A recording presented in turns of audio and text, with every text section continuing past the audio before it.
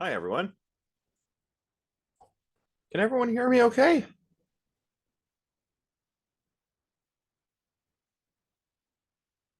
Excellent. Here, I'm just going to adjust my curtains. Seems I'm uh getting blinded by the light here. Whoop. Okay.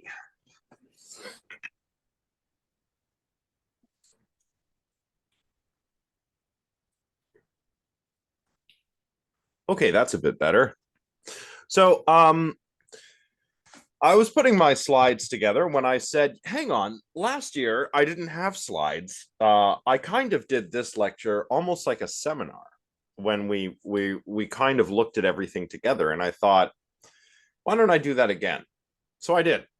So I've got a couple slides to start us off, but the substantive stuff today will actually be going through the chapter.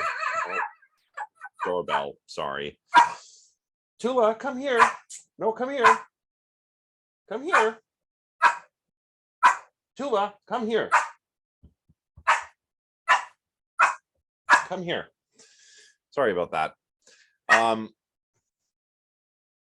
So the substantive lecture will actually be our looking together at the story of Bigfoot as told by Loxton and Prothero in their book, Abominable Science. And by the way, for any of you who are interested, this entire book is available in electronic form from the library, and it covers all kinds of cryptids, not just Bigfoot, who I'd like to discuss today. So let's see. With that said, oh, whoopsie daisy. Yeah, I was going to mention that. I was thinking actually back to our lectures on the uncanny. I was like, wow, what an eerie sky. Yesterday morning I got up and it was well, I slept in. Not gonna lie, I slept in and I got up and it was late in the morning. But the light shining through the window was almost like it was at the end of the day. Do you know what I mean? It had that yellowish, orangish kind of hue about it. Mm-hmm. Oh, Johnny, if you smell something, I mean, when I step outside, I smell, it's almost like a campfire smell.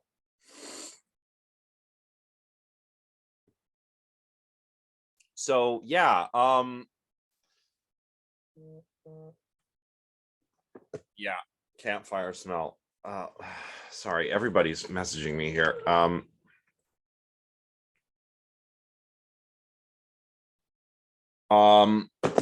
Yeah, yes, that's right. Everybody, you're correct. Because this is from, I think there are many wildfires burning throughout Canada at the moment. But there's one not too far outside of town. If I'm not mistaken, yeah, Calabogie. There's one in Calabogie. I think there was one up in Madawaska or one of those. Yeah, there's a lot in Quebec, and of course the wind is pushing it kind of southwest. So so we're getting a lot of particulate matter in the air, which scatters light differently. It scatters light differently than our let's say unsmoky atmosphere, which is why we get this weird yellowy orangey perpetual sunrise sunset kind of hue. I mean, even now I can see that it's not cloudy outside, and yet the sky is gray but bright. It's really weird. Yeah, like a filter in a film, whenever you're in an arid climate, they put this filter on the camera where it makes it look all, well, kind of like this. So it's pretty weird. But that reminded me, yeah, Yeah, Tarantino. I was gonna say Breaking Bad. It's kind of like Breaking Bad whenever they go into the desert. So, yeah, it's it reminded me of those lectures because I thought, okay, why is this eerie? Well, at least for me, this is the way I made sense of it. I thought the light is wrong. Like this is more like it's more like sunrise or sunset, and even then it's not exactly like that, but here it is in the middle of the day. What the heck? Imagine if something in the sky changed and you didn't know the explanation why the sky looks different. You would think, oh boy, this is some weird freaky stuff going on, right? So just a little aside to start us off with. Yeah, apocalyptic. I like that. Yeah. It's the sky demons making everything look apocalyptic. Yeah, sandstorms would, I guess, scatter the light in a similar way. I've never been in a sandstorm, but I remember last summer there were a few days when I think it was last summer.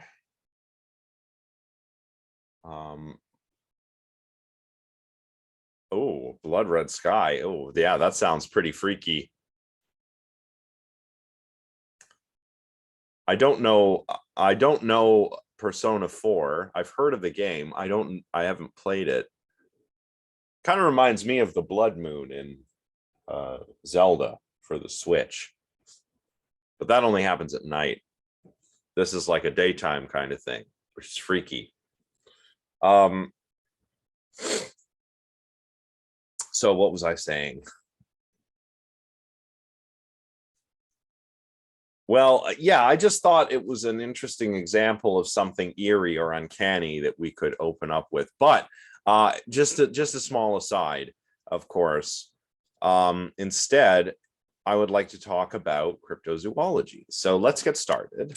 As I said, I just have a very small set of slides to start us off. And then we'll go seminar style by reading together. It's not a difficult read, but it really illuminates the story of Bigfoot, or Sasquatch, as he was originally called. Well, it's still called Sasquatch, but the original name for Bigfoot in British Columbia, as we'll see, where the original stories were told, was Sasquatch. So. And as always, I apologize for my very slow computer. All right, from the beginning.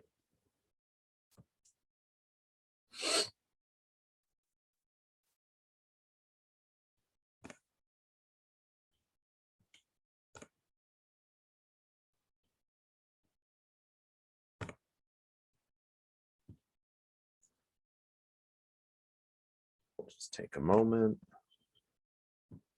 There we go. Oh, no, never mind. Oh, this is terrible. There we go.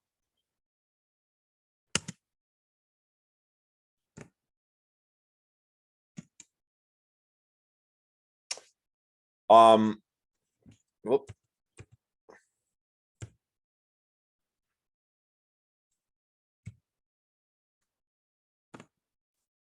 Right. From the first chapter of this book, which I didn't ask you to read. The term cryptozoology comes from the Greek words kryptos, which means hidden, and zoos, which means life, and literally means the study of hidden animals. The origins of this and related terms such as cryptid and cryptozoology or cryptozoological are somewhat unclear and thus a matter for much discussion. And if you're curious beyond this, the first chapter of the book is probably for you. And it's an interesting book because one of the authors, I always get them mixed up, but I know that one of them is a I believe, a paleontologist. So a paleontologist is someone who studies extinct animals, right? Dinosaurs, early mammals, could be anything. But a paleontologist studies those creatures. Think about it. The word paleo, I believe, is related to stone. I'm going to have to check that. But ontologist comes from ontology, the study of beings. So a cryptozoologist is one who studies hidden animals. What is a hidden animal, though? I tend to find that cryptids are discussed in one of two ways, or placed into one of two kinds. Sometimes they're placed in the same sort of boxes here, but it's usually one of these two. They could be, firstly, creatures that appear in folklore, which people then go out and try and find. And that's how Sasquatch started. Whether Sasquatch was seriously part of any indigenous folklore, we actually don't know. At least we don't know. Loxton and Prothero aren't sure. But in any case, when we're talking about cryptids that are drawn from folklore, we're talking about things like the Sasquatch. We're talking about things like the Wendigo or the Chupacabra. What other ones can you think of that are drawn from folklore?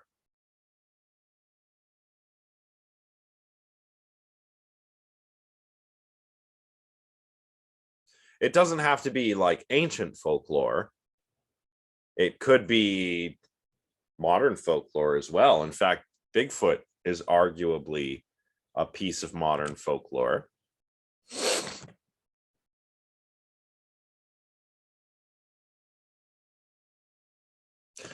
Well, mermaids are interesting. Well, the Loch Ness Monster, I think, belongs in category 2, which we haven't talked about just yet.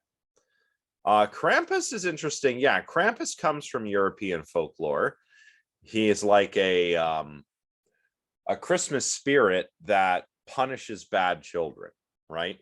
Mermaids, you could say folklore or myth, I suppose, right? After all, we see mermaids in ancient Greek myth, I believe.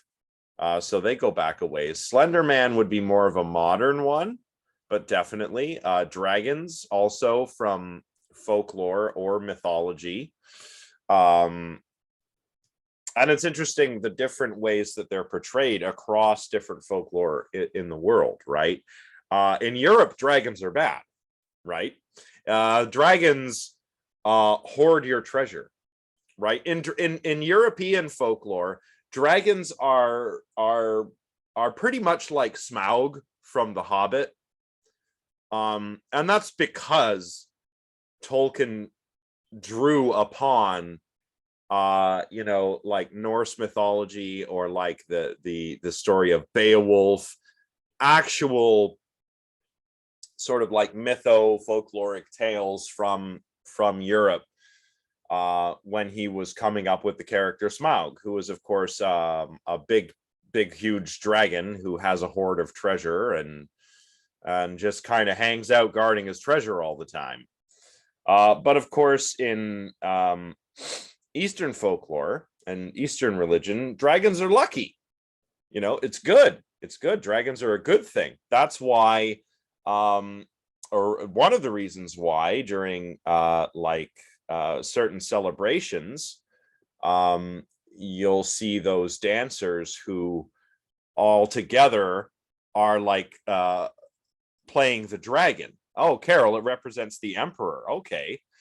So a powerful creature in both cases then, right?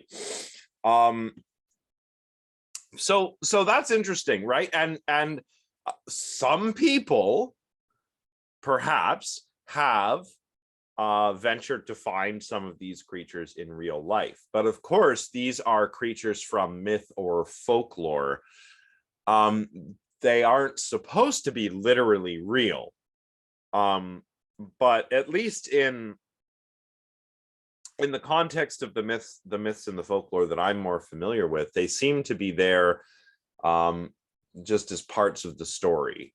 And a lot of these myths are, well, some of them are allegorical, some of them are just stories about stuff that happened to people.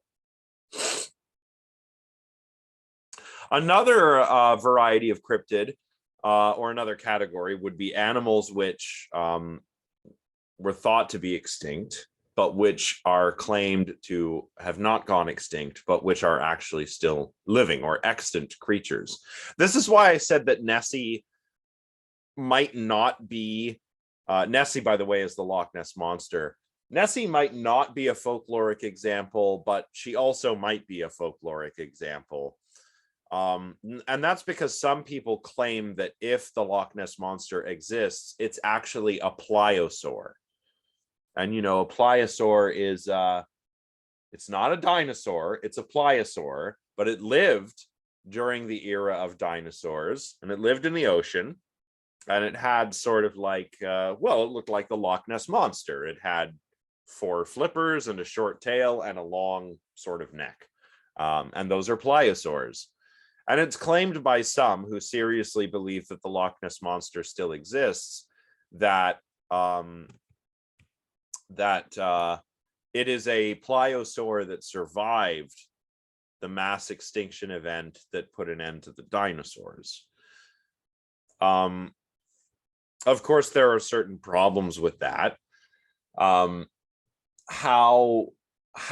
would such a large apex predator sustain itself in a lake rather than an ocean? Because remember, Loch Ness is a lake in Scotland. It's not an ocean. It's a big lake, but it's not really big enough. There's not really enough food to support an apex predator, or one assumes a population of apex predators. Because let's face it, if Nessie is a pliosaur, we're not talking about one creature that's been there for many, many, many years. We're probably talking about a population, right? But of course, there are serious reasons to be skeptical of Nessie being a pliosaur, for the reasons I just said. Loch Ness can't really support that kind of population.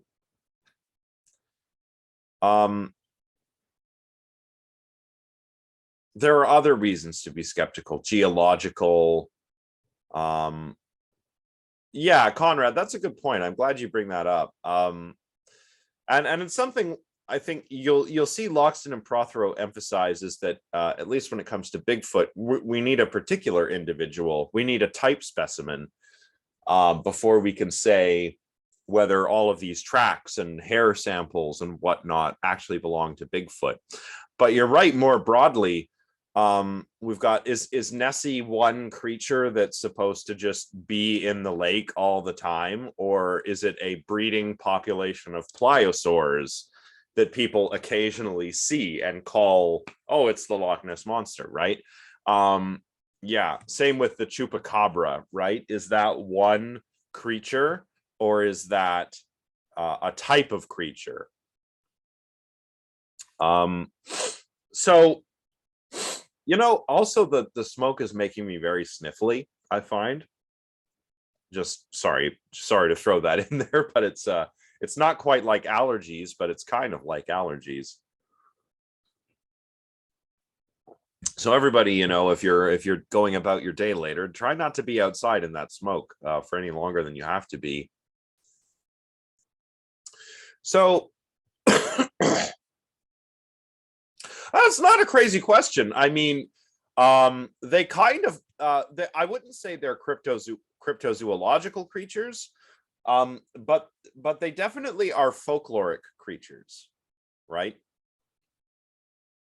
We have examples of vampires going back Yeah, definitely wear masks if you go outside. Um, we have creatures from folklore that are vampire-like in lots of different cultural contexts over different times and places, and they don't always drink blood. The original OG vampires would drain your life energy or your vital force, and it's just that blood is associated with that in some like cultural contexts, right? I mean, the modern idea of a vampire comes directly. Yeah, they could do weird stuff like, yeah, like walking on light that we don't associate with vampires now. Vampires now are almost exclusively based on Bram Stoker's Dracula and the picture of a vampire we get in his novel Dracula, right?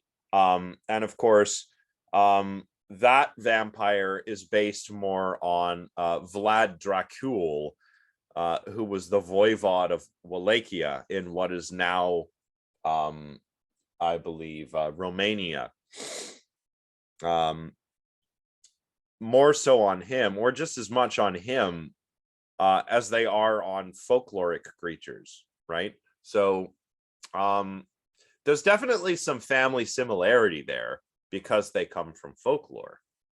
But I wouldn't say that they're cryptids because they're more human-like, right? They're not even werewolves who, werewolf means where the were in werewolf means man. So it's a man wolf. So even if it's a man who can turn into a wolf, it's still a man, right? That's the idea, right? But sometimes we do discover creatures which we thought were extinct, yet are not. So, for example, the coelacanth is a species of lobe-finned fish that lives deep in the ocean, and we thought it went extinct quite a long time ago. Yeah, we thought it went extinct millions of years ago until in the early 20th century, a fisherman, I think somewhere in Indonesia, caught one. And then all of a sudden we realized, oh, there are still coelacanths. So they still exist. They've changed a little bit. They've continued evolving a little bit, but they're quite close to their ancient ancestors.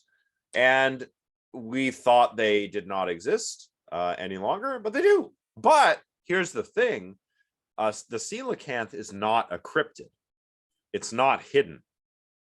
Well, it's not hidden in the sense that it's not a hidden creature from folklore that doesn't want to be seen, like perhaps a vampire. But it's also no longer hidden in that we know where it lives and we know that it still lives there, right? And there are many creatures from the distant past which remains mostly or somewhat unchanged over the course of evolution.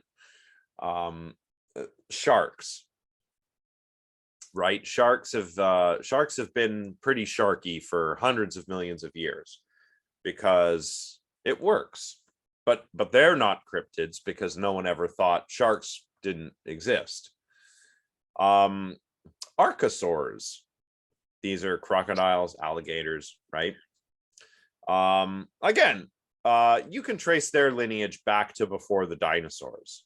But they're also not cryptids because nobody doesn't believe they exist, right? All right, so let's go on to the next slide quickly.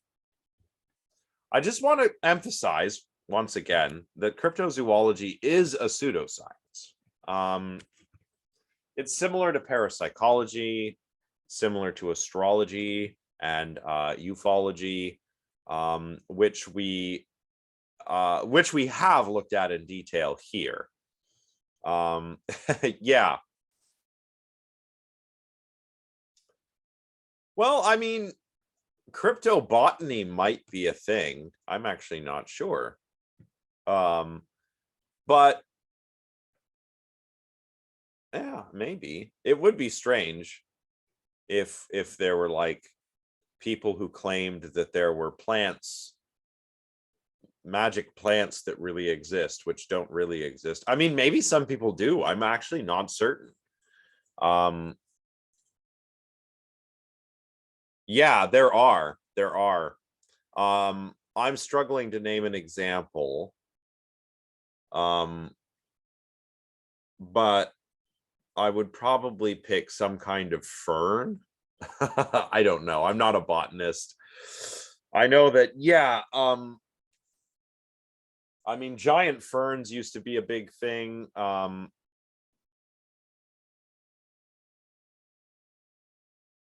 Oh, interesting. Okay, so cryptobotany is a thing then. Okay, interesting.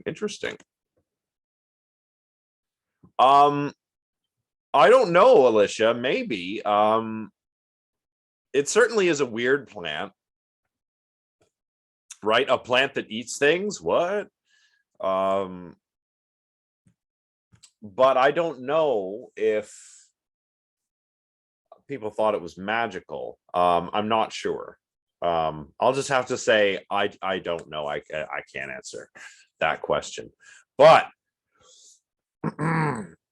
just by way of recollection, remember, pseudoscience looks to the untrained eye to be scientific, but in reality, it's not scientific. So let's see if we can remember some of the characteristics of pseudoscience and what differentiates it from actual science real quick. Black pepper. Oh, you mean as a very old plant? Oh, okay, yeah. Yeah, I guess that makes sense. How old are we talking here? Are we talking millions of years? I'm not sure. I don't know about black pepper. I mean, I know I cook with it, but I don't botanically I don't know much about. I know it's not a real pepper. It's a seed, not like a pepper.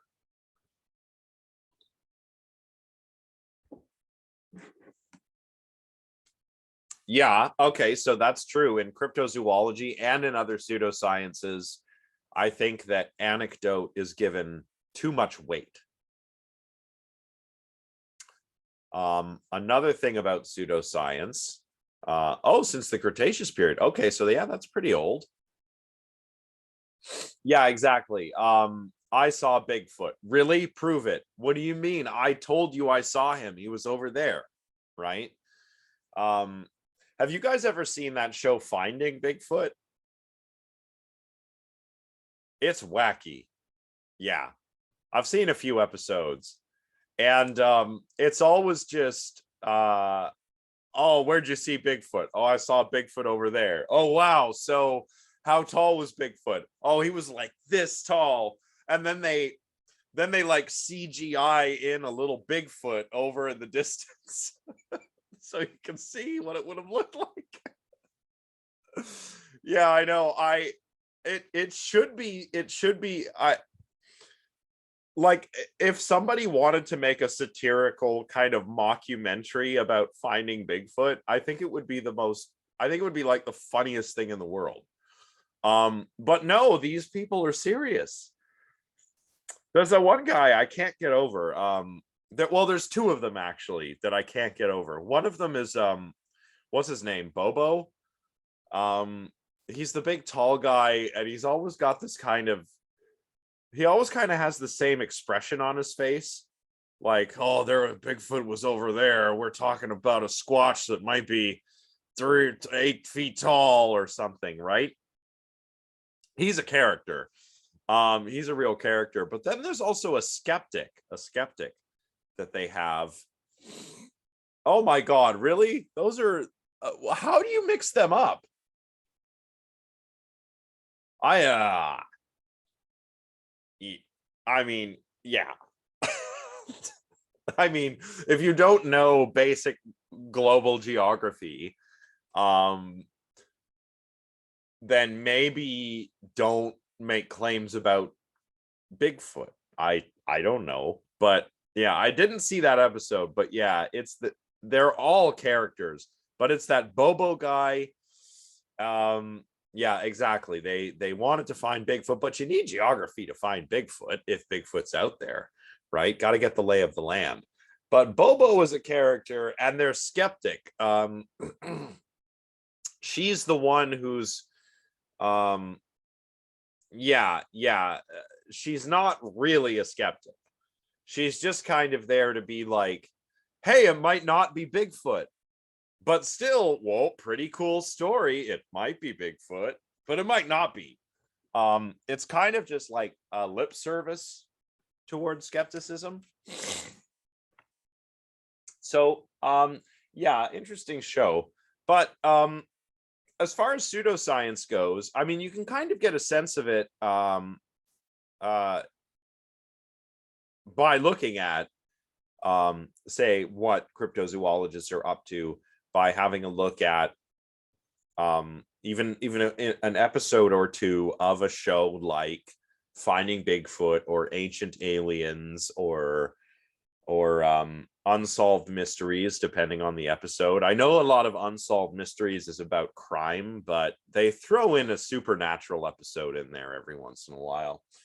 And when you get when you watch these, you can notice the pseudoscientific things that they do, like you've already mentioned, placing too much weight on anecdote, cherry picking evidence, failing to consider counter evidence, of course, a lack of falsification. Remember, scientists don't verify, they falsify. And as Karl, to paraphrase Karl Popper, right, the early 20th century philosopher of science,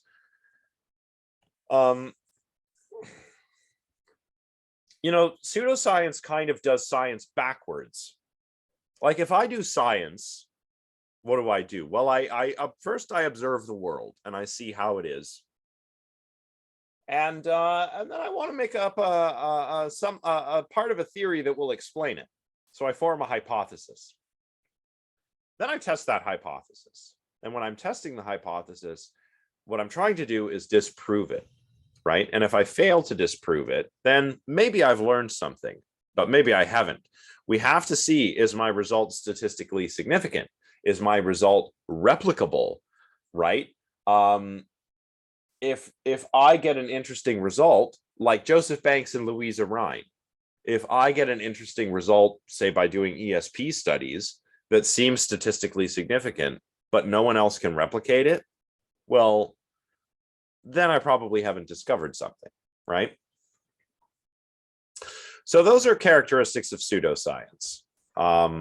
And cryptozoology is one. Why? Well, because think about what a Bigfoot hunter does, or a ghost hunter, or any such example. First, you decide what you're going to look for. Bigfoot in this case. I am going to find Bigfoot. And you'll either never find Bigfoot, but cherry pick amongst different bits of evidence to show that, oh, there might be Bigfoot somewhere. Like, oh, here's some hair I found in the forest. There's a big footprint over there. Bigfoot could have been made by a person, but probably not, because Bigfoot. You'll either do that, or you'll just outright fake it, which is what the people in this book chapter that we're going to take a look at did. You'll just get yourself a pair of big old feet and make some tracks, or get a gorilla suit and make a film, like the famous, I believe it's called the Patterson-Gimlin film. It's the most famous one. It's the old film, 16 millimeter film from the 60s or 70s or something, showing apparently Bigfoot walking away from the camera but turning back to look at who's filming. That's called the Patterson-Gimlin film. You can look it up on YouTube. It's up there, if I'm not mistaken. Oh, interesting. Okay, that's cool. Yeah, I was thinking about that when I was reading this chapter. I thought, imagine if that had been shot on a cell phone with a really good camera. It probably wouldn't fool anybody. But it's shaky, handheld, 16 millimeter film, right? And some of these old cameras, I don't know if this was the kind of camera they had to film it on, but some of those old cameras, you actually had to wind the film, right? I don't think they were still like that in the 60s and 70s, but it's shaky camera footage nonetheless. I'll have to take a look at that AI stabilized Patterson Gimlin film. That sounds interesting. So Bigfoot. This is actually, let me get myself out of the way. This is actually a still from that film. So Bigfoot is also known as Sasquatch, and is perhaps one of the most well-known cryptids. I'd say besides the Loch Ness Monster, he's probably the most famous. And the idea is now that Bigfoot is a very large bipedal ape, and he lives in North America. And I'm saying he lives in North America, but we're talking multiple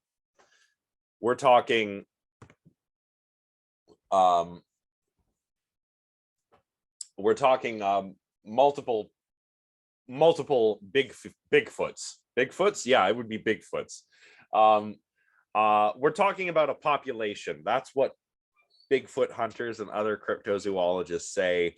They say that it's not a single creature. Rather, it's a population of large bipedal apes. And they're kind of similar in some respects to the South Asian counterpart, which is the Yeti. The Yeti is a large, abominable snowman type character who lives in Nepal, right? That's the idea. But let's look at the story of Bigfoot here by going right to the text. So I'm just going to, whoops.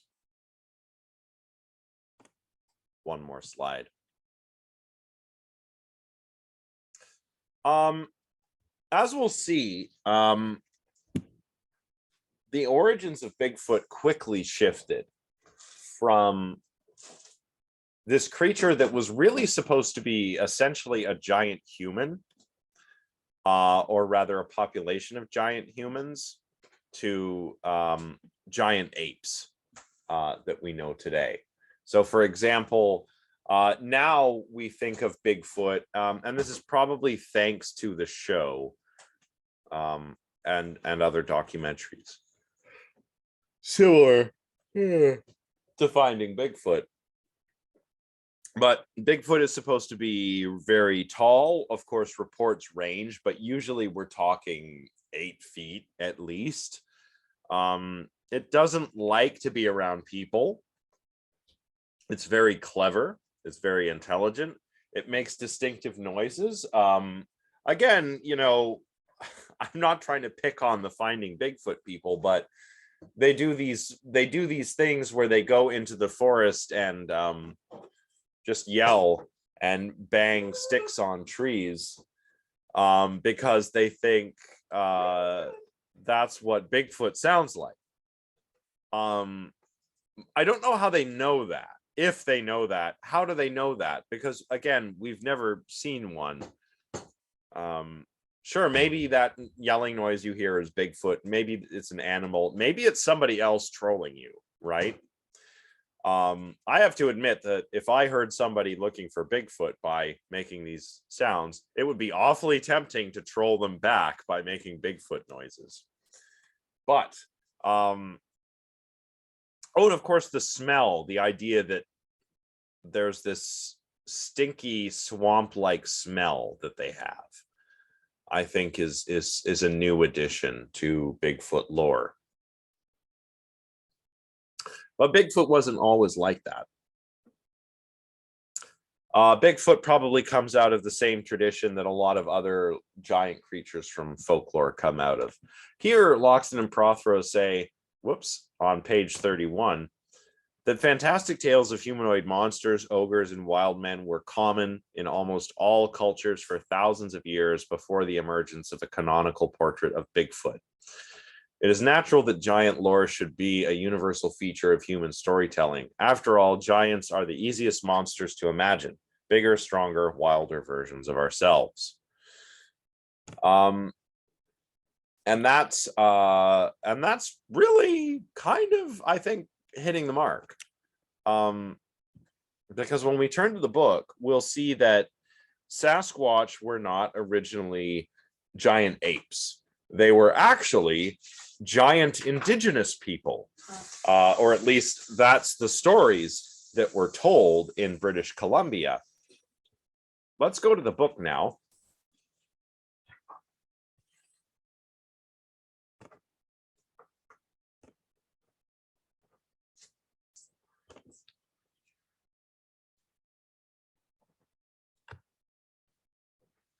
I've also highlighted the important parts and made notes. So everyone at home, you don't have to open up your own copy and follow along. We should be able to do this just with the screen share. So, right, this is chapter 2 from Loxton and Prothero's book, Abominable Science, which is all about cryptozoology.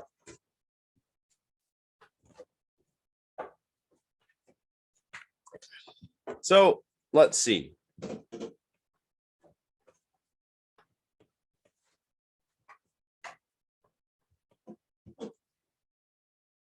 So just kind of connecting back to what I just said about monsters, ogres, giants.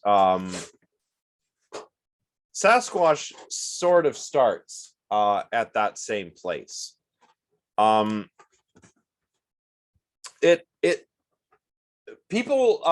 Cryptozoologists and other thinkers alike often try to connect modern day Sasquatch or even further developed conceptions of Bigfoot to folklore, to indigenous folklore. Let's see, there are where's my example?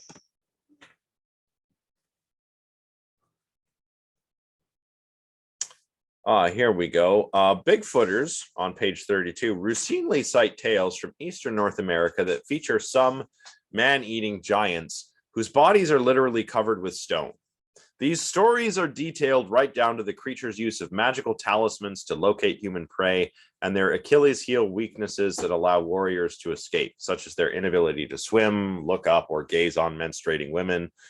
These stone-covered cannibal wizards are clearly not close analogs to fuzzy, gentle, largely herbivorous Bigfoot, right? So there's a lot of examples kind of like this, where people will analogize between our modern conception of Bigfoot as a giant bipedal ape and some creature from folklore. But it's hard to do that because, well, creatures from folklore vary so much. So, for example, in the Pacific Northwest, we've got this a race of underground dwarves. They're described by the Tawana people who live in the Skokomish River drainage area. Are they Sasquatches? Well, yeah, probably not. There's apparently this ogre, the wet cedar tree ogre, that will steal your soul. Is that Bigfoot? Well, no, probably not. We're probably projecting our modern understanding of Bigfoot back onto these indigenous tales, right? What about this? This is my favorite one. There are giants that are described by the Quinault people who look pretty much the same as humans, but they have this 6-foot-long quartz spike growing out of the big toe of their right foot. And anthropologist Ronald Olson says of these creatures, if a human is kicked with this, he will likely die. I like that. There's also Zunukwa, an ogress, which Bigfoot opponents will often hold up and say, here's an example of a creature from folklore that is obviously a description of Bigfoot. But this isn't really, I mean, this is, as Loxton and Prothero say here, all of these are really examples of appropriations. Here's Zunukwa on a totem pole, you can see here, and she is not meant to be representative of a type of creature. She's really more like a like Loxton and Prothero say, she's more like the witch from Hansel and Gretel. She's more like the Baba Yaga from Eastern European folklore. She's a singular creature. She's not representative of a type of creature, like the underwater dwarves that we just mentioned were, right? So where did the myth of Sasquatch actually come from? Well, it's often claimed that the origins go back to that the origins of Bigfoot go back to native folklore. Well, perhaps. But we should question this. Loxton and Prothero do. It is inappropriate to link all native tales of ogres or wild men to Bigfoot, but is it true that Bigfoot mythology has its roots in specific native stories? Well, maybe. There is actually a ground zero here, right? This guy in the 1920s, John Burns, went around British Columbia and collected eyewitness reports of people's encounters with Sasquatch.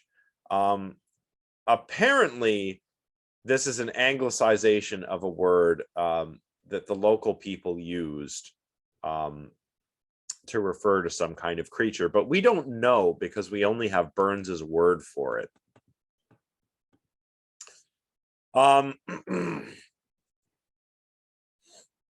So Burns himself was not an indigenous person, right?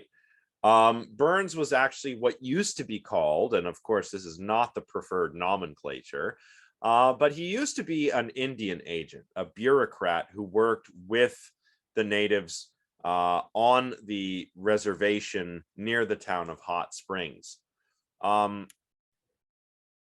His friends would kind of tell him stories, tall tales, right?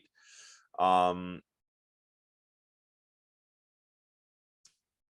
after a while, Burns decided he's got to investigate some of these tales of these giant, hairy people that I'm hearing from the people who live on the reservation.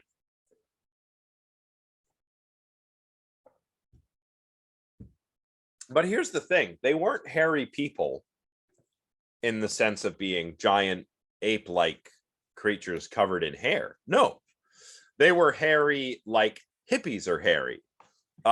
They were just giant Native Americans with long hair, right? That's all. Here, the Sasquatch with which Mr. Burns' readers were familiar were basically giant Indians. And again, we're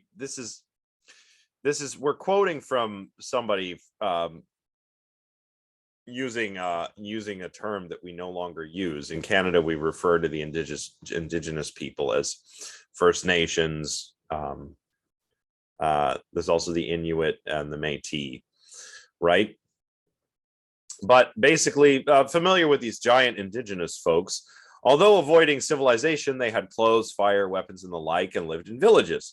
They were called hairy giants, it is true, but this was taken to mean that they had long hair on their heads, something along the lines of today's hippies. So the original Sasquatch was actually just a giant person, right? This one person, Victor Charlie, claimed that he accidentally shot a young Sasquatch once. And then his mother, I guess, came out of the forest and she did some magic on the boy and helped him. Burns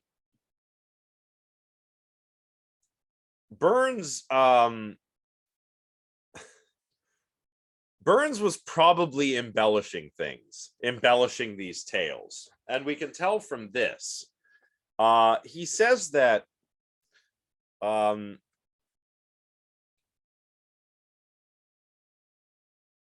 he was witness to this speech given by, I suppose, Chief Flying Eagle, a witness to the speech before 200 of his people, where he said, "To all who now hear, I, Chief Flying Eagle, say, some white men have seen Sasquatch. Many Indians have seen Sasquatch and spoke to them. Sasquatch still live around here. I put a little note here that said that this sounds a bit whitewashed. Why do I say that? This is not, I mean, I'm not trying to conflate different indigenous communities with one another here, but I went to university up in North Bay, which is Nipissing University, which is right beside the Nipissing First Nation, and you know, you get to know a lot of the First Nations people in the area, and people just don't talk like this, right? This sounds like something that a somewhat racist white person thinks that Native Americans speak like, right? Um, Also, we don't know if Burns was having a laugh with everybody outside of the town. We don't know if the First Nations here, the Chehalis people, we don't know if they were messing with Burns. I mean, we don't know.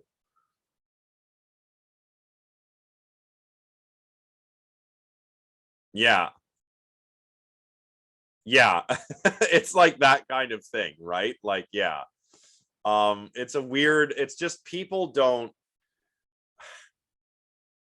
talk like this. Is the way people, this is frankly, okay, this is the way that people would have Native American characters in old movies talk, not how people actually spoke, right? So it sounds a little made up. Yeah, Burns might have been being trolled because he's an Indian agent, so he's a school teacher, but he's also responsible for taking care of some of the bureaucracy and liaisoning between the town and the reservation, and you know, he probably knew everybody and was like on friendly terms with everybody. So it's possible that he and the Chehalis people were in on the joke, or that they were just messing with him. Like, oh yeah, Sasquatch. He was we saw him again. Get a load of this guy. He believes in Sasquatch. You know what I mean? Like, so that we don't know, right? We don't know. But the point is, the original conception of Sasquatch was not as a giant hairy ape. It was just as a giant human, right? It wasn't until later that Sasquatch became associated with the image of him that we have now, a giant intelligent humanoid like ape. But how did this blow up? Well, it actually started with a publicity stunt in Harrison, British Columbia. The town of Harrison Hot Springs, we read here, would qualify for $600 of funding from the provincial government for celebrating the centennial of the province. They would get $600 for that, and in 1957, that was a decent chunk of change, if they could propose a suitable project. The village council brainstormed and settled on a scheme to dust off and exploit a largely forgotten local legend, because at this point, Burns's tall tales had been kind of forgotten. Why not fund a Sasquatch hunt? So, why not get everyone together and go out looking for Bigfoot? This is the original Finding Bigfoot right here from Harrison, British Columbia. And it was a publicity stunt. It was just that. It worked. They never I don't think they ended up getting the money. But people started showing up here once they heard that this is where we can go see Sasquatch. John Green, Bigfoot hunter, explains, perhaps never before has a tourist resort achieved such publicity without actually doing anything. A newspaper and radio reporters flocked around, and a tide of delighted stories rolled around the world, touching Sweden, India, New Zealand, and points between.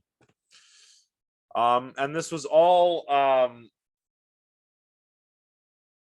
this was all without actually doing the Sasquatch hunt and getting the money from the province to celebrate the centennial of British Columbia.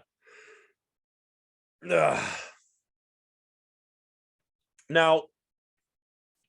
they didn't get the funding they wanted for the centennial. However, a reward was offered, $5,000 to anyone who could bring in the hairy man alive. They stipulated, by the way, that you couldn't kidnap Bigfoot. You couldn't hurt Bigfoot. Remember, at the time, Bigfoot is still a giant person who maybe lives in the woods. So we can't hurt or kill or kidnap Bigfoot. You have to be good to Bigfoot. And there were small-scale expeditions that were trying to get a $5,000 reward by bringing Bigfoot in this way. And already at this point, we were getting hoaxes happening, right? Here's one. An expedition set out from Lillooet, and a newspaper reported that the men hoped to return here by May 20th with definite proof that Sasquatch live in the area. They were confident, but they were foiled by a rock slide and then an accident with their raft. They came back kind of disheartened at their botched adventure, I suppose. And they just, when they got back, they said, oh, we were just going to fake it. But then, you know, there was a rock slide and our raft broke and we just said, let's go home. So they didn't end up doing it. Right.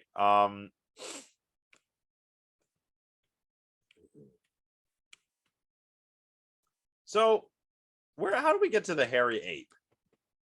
Well, it's thanks to William Rowe. As all of this was going on in Harrison Hot Springs, this guy named William Rowe gave a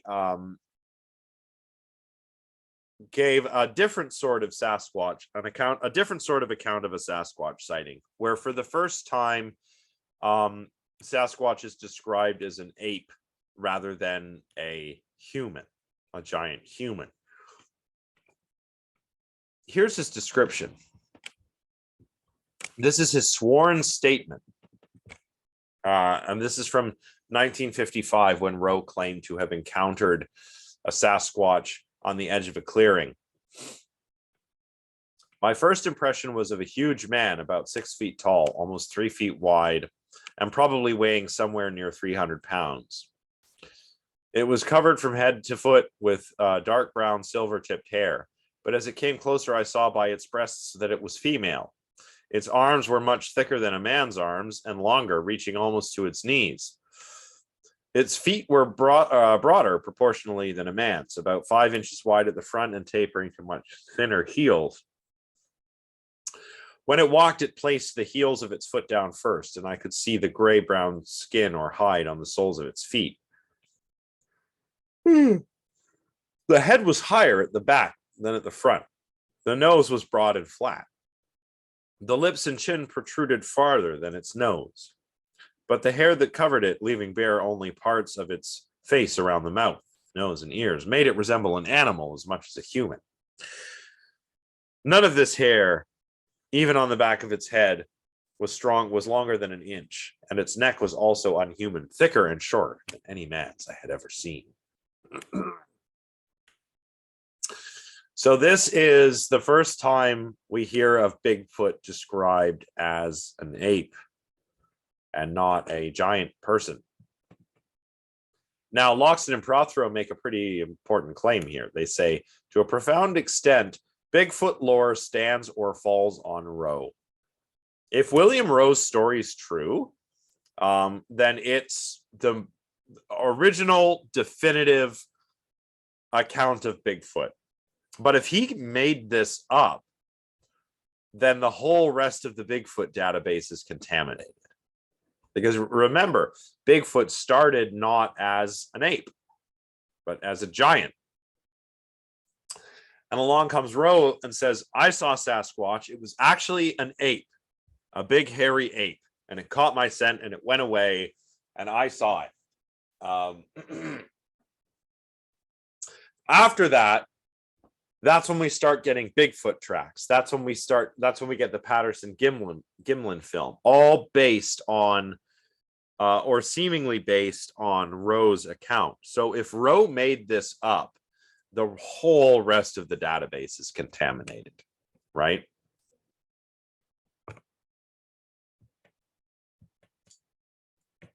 Let's see.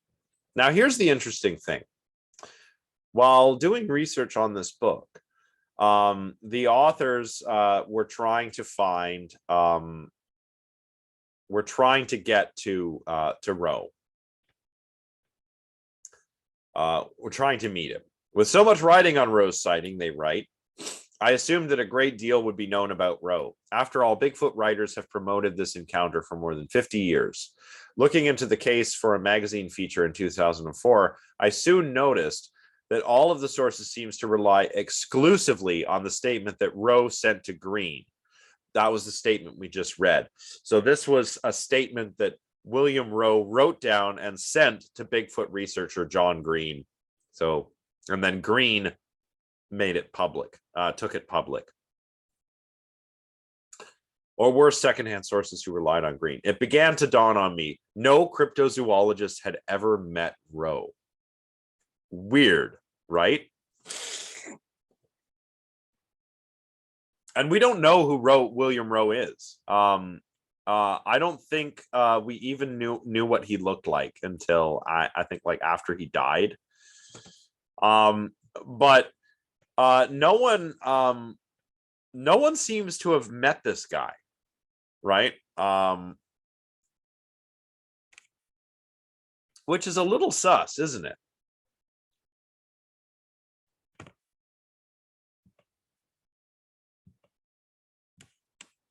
What do we think so far? I mean, I've said this is supposed to be like a seminar discussion, but it's just I've just been kind of zoning in on the readings and picking stuff out. What do we think?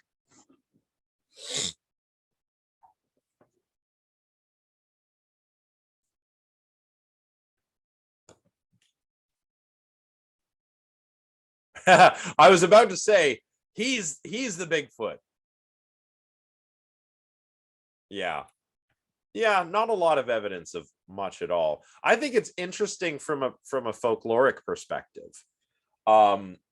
Like how the local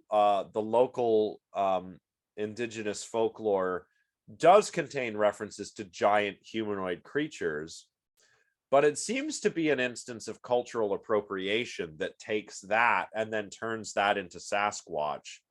And then that again is changed with Roe's account of Sasquatch, not as a giant, but as an ape-like creature, right? I think so too, Jack. Yeah, they do a very good job of yeah, it's a cool, yeah, like Isaac says, cool story. I agree with you both. The folklore angle is really cool. And they do tell the story of Sasquatch very well.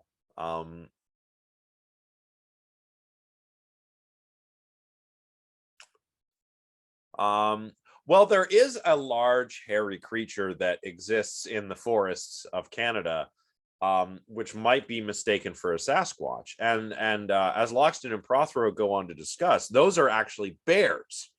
And I know what you're thinking. You might be thinking bears don't look anything like Bigfoot, but they can. Bears can, for example, walk upright for short distances. And Sasquatch is supposed to walk upright. So if you're in the woods and viewing conditions aren't perfect and you see a large hairy creature walking upright and you didn't know that bears did that, you might think it was Bigfoot, right? Yeah. But the truth is there aren't, well, besides us, besides humans, there have never been any apes in North America. We are the only ones.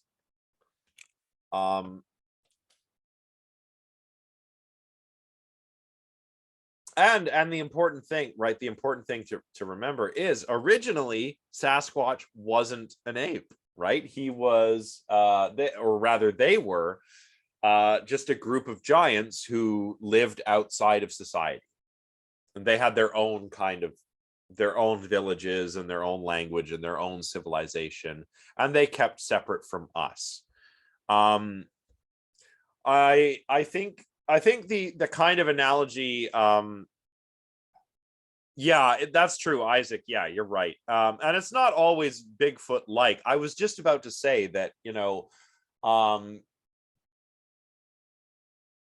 in Scandinavian folklore, you have like dwarves and elves, right? Which do all the same sort of things people do. But they're invisible. They live underground or in the forest, and they're like us. They just kind of live in their own world, right? Um, so it's very cool. Of course, they also had giants, but here's the interesting thing: their giants were not necessarily giant. We just call them giants. So that's interesting. But the original Sasquatch was a giant.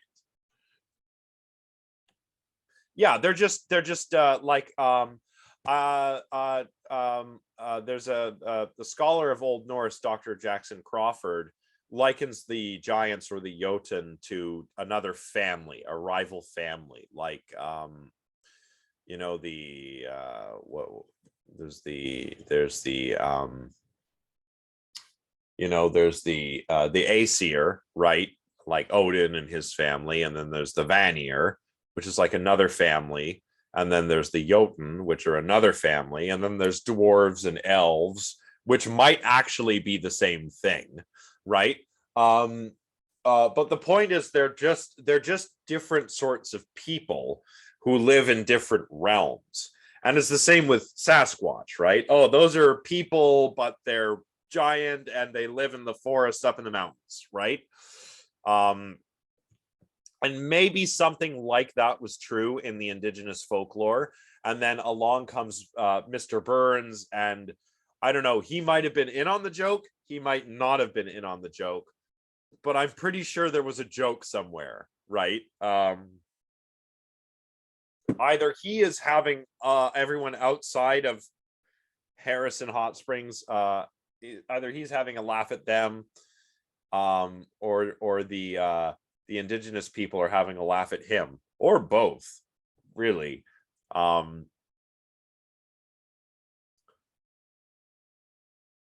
Now, all of this time, Sasquatch was kind of like a local legend in Canada, in out in British Columbia. The Sasquatch hunt was a success, of course. Stories of Sasquatch spread around the world, as we've seen. But it wasn't until the next year, in Bluff Creek, California, that Sasquatch would blow up. It would go viral. He would become an American hit. He would top the charts, as it were. Now known as Bigfoot. Why? Well, it's thanks to this construction worker and contractor named Raymond Wallace, who was a bit of a prankster. These tracks used to show up around his work site, Bigfoot tracks, and we know that these tracks were faked, okay? Because Wallace's family showed us, after he died, showed us the giant track making boots that he had. Now, Wallace was basically Bigfoot. He would well, I'll just read you this. The story unfolded like this. When bulldozer operator Jerry Crew, and he worked for Wallace, arrived at the Bluff Creek work site on August 27, 1958, he was annoyed to find giant footprints stamped around his machine. Crew took them for a prank. After that, Ivan Sanderson relates, nothing further happened for almost a month. Then once again, these monstrous big feet appeared again overnight around the equipment. About the same time, Mr. Ray Wallace, the contractor, returned from a business trip. New tracks were appearing regularly at the beginning of October.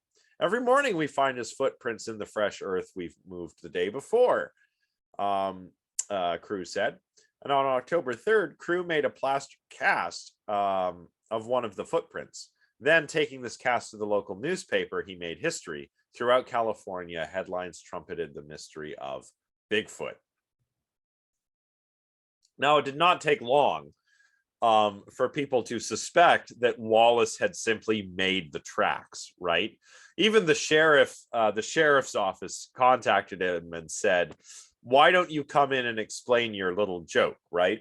Remember, this is mischief, which is technically like, well, it's a crime or a misdemeanor, depending. But remember, think back to the faking a UFO film. Yeah, Nicholas, you're right. Yeah. I don't know. Oh, giant bird footprints. I don't know about that, but that's interesting. But yeah, people, there are hoaxers, right? And some people hoax to essentially like to troll people. Now, think back to if you watched that short news piece on how to fake a UFO. I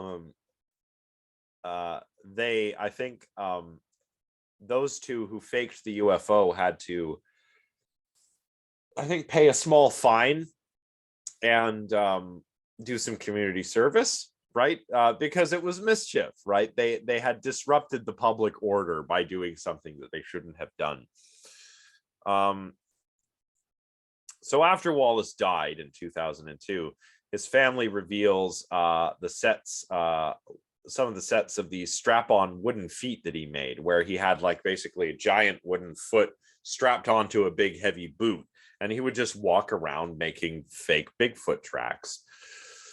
Advocates of Bigfoot being real, they say that, oh, these footprints don't match these particular boots, but these boots are a match for other tracks that we suspect that Wallace made. So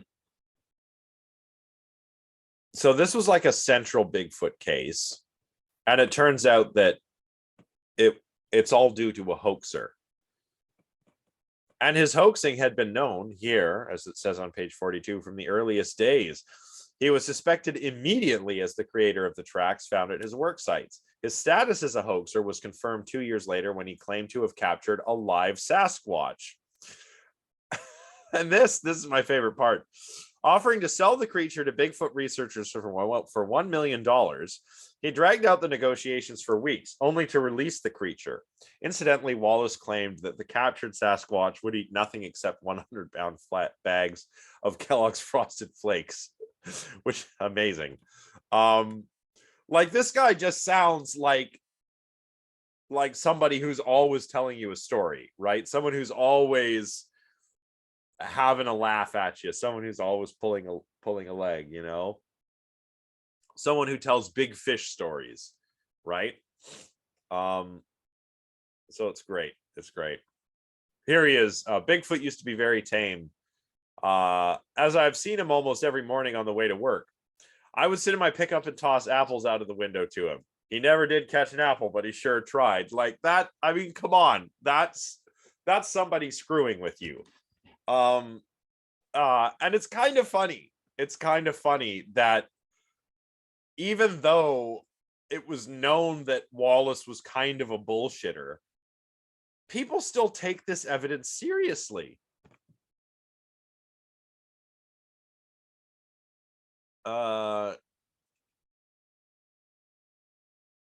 Maybe. Maybe. I don't know. I think it's useful to make a distinction between aliens and cryptids, but there is an association between aliens and cryptids. I've seen I'm pretty sure there was an episode of Ancient Aliens on Bigfoot. And apparently Bigfoot is also associated with lights in the sky. Yeah, like PT Barn. Yeah. But lights in the sky and strange phenomena. So some people have made the claim that Bigfoot is an alien. This, I think, is just inspired by Chewbacca from Star Wars. I mean, think about it. That's what I used to think of when I watched Star Wars. I used to think Chewie is kind of just Bigfoot in space, right? I mean, really, a giant ape-like creature. He doesn't speak. He goes, makes his noises, and yeah. Chewie is just space Bigfoot. Oh, that would be terrible. Yeah. Finding. Oh God, if they work together. Oh really? Ha, that's funny. I haven't read that, but I mean, it makes sense. But yeah. Yeah, this Wallace guy was very, P.T. Barnum sort of character, although he wasn't the worst one. As we'll see. All right, let's go. Where do we want to go next?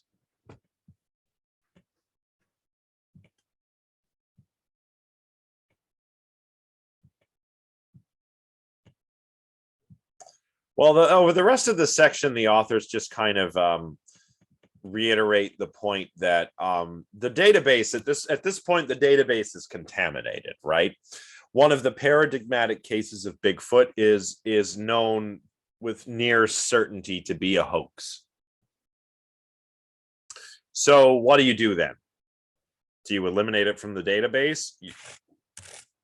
You should, but cryptozoologists do not. Sometimes cryptozoologists, if you read books on cryptozoology or if you watch a show like Finding Bigfoot, they might talk about Wallace's tracks and never even mention that he kept big old wooden cutouts of giant feet strapped to boots in his basement. Like he had a collection of different apparatus to make these tracks. They'll just not mention that. They'll not mention how he was kind of a funny guy who would pull your leg or tell you a tall tale for a laugh. They just won't mention it. And sometimes they'll even frame it like Bigfoot research pioneer Ray Wallace, like, like as if he's some kind of scientist when actually he's a contractor, right? So yeah, I think we need to get rid of that. We need to disqualify this evidence. Get rid of it. It's not part of our data set anymore. But what about the Patterson-Gimlin film? This, again, I'm sure this is one of those things that you've all seen, whether you realize it or not. You've probably seen an example of this film somewhere. But if you're not sure, just look, just go on YouTube after lecture, type in Patterson-Gimlin, Bigfoot, Sasquatch, and you'll find the footage. It's not very long. But yeah, it shows what is supposed to be a female Sasquatch walking away from the camera. Here, the authors say something interesting. No one knows whether the film depicts a real Sasquatch. Oh, excuse me. Or a man in a gorilla suit.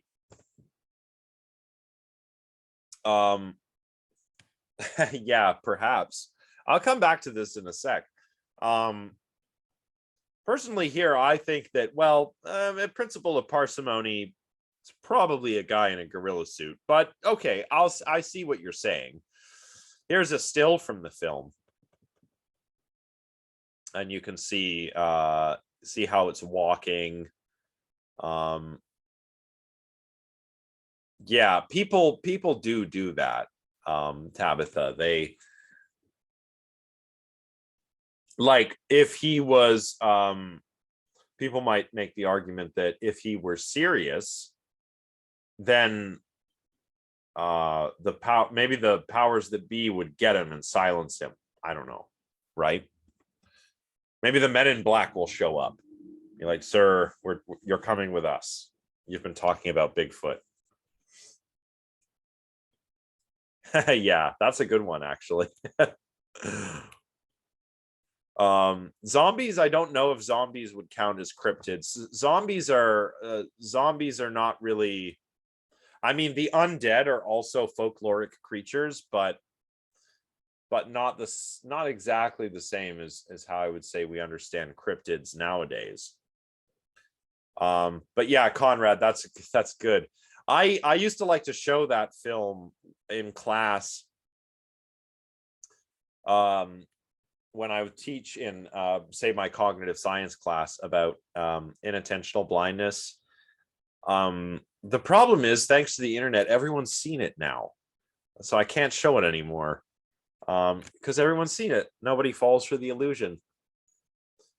But there are other videos you can use, thankfully. But yeah, that's why they don't find Bigfoot. Too many basketball games happening.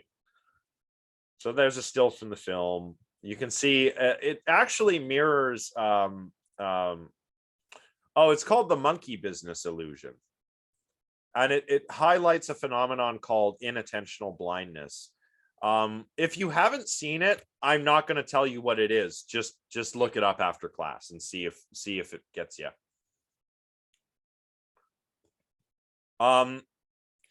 Yeah, okay, actually no, almost everybody's seen it. There's a phenomenon called inattentional blindness. Yeah, okay, so yeah, it's the monkey business illusion. It's like, count the number of passes that the team with the black or the white shirts is making, and as you're doing that, a guy in a gorilla suit comes out and goes like this. And the people who are engaged in counting passes often don't notice the gorilla. So, and that's called inattentional blindness. But there are other videos you can look up that highlight this very well. Penn and Teller's cup and ball routine. That's a good one for inattentional blindness. So if everyone knows how the monkey business illusion works, no big deal. Go look up Penn and Teller's cup and ball routine. But that's the joke. Maybe no one can find Bigfoot because if people are playing basketball, yeah. So that's Bigfoot from the film. The interesting thing is about that film is that it mirrors, and this is something that Loxton and Prothero say here, it mirrors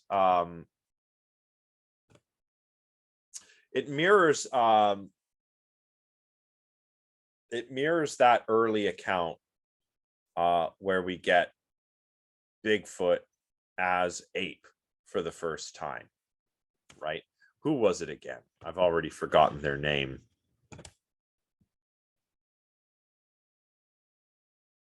William Rowe, right? It mirrors Rowe's sighting or report quite closely.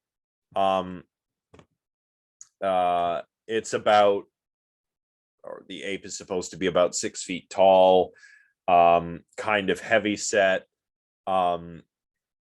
The film is shot in a location that's very similar to the one described in our first Bigfoot as ape account, in Rowe's account. And it even appears to be a lady Sasquatch if you look close enough, just like it was described by Rowe. So it seems to me, as a skeptic, that what Patterson and Gimlin did was just film or create a film version of Rowe's alleged Sasquatch encounter. That seems to be what happened. Because again, it was one of those cases where we're going to go find Bigfoot, and then like several hours later, oh my God, guys, we found Bigfoot. Can you believe it? Well, no, I can't. That's a little fishy if you ask me, right? So, Yeah, let's take a quick break. Let's do 10-15 minute break and then come back and try and finish our little reading of the chapter. So I'll see you all at about, I don't know, 10 after, quarter after. Let's make it a quarter after. Right. So we will see you all shortly.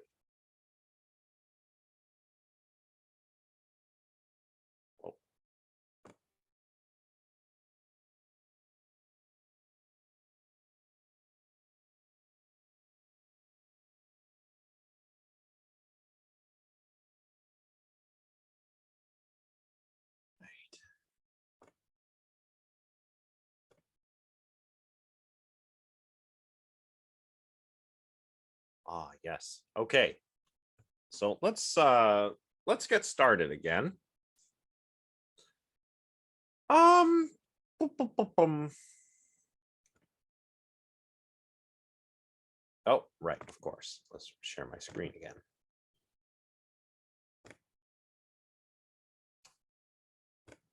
So where are we so far? Well, here's something important. How about the people that made the Patterson-Gimlin film? Well,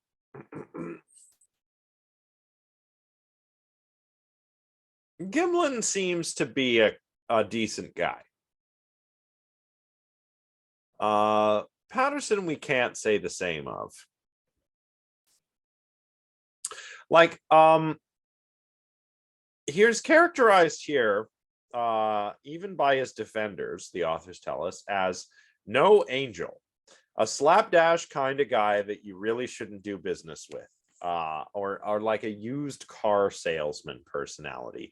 And honestly, reading through all of this description here of Patterson's character, he kind of reminds me of a character like Saul Goodman, right? From Better Call Saul. Who's seen that show?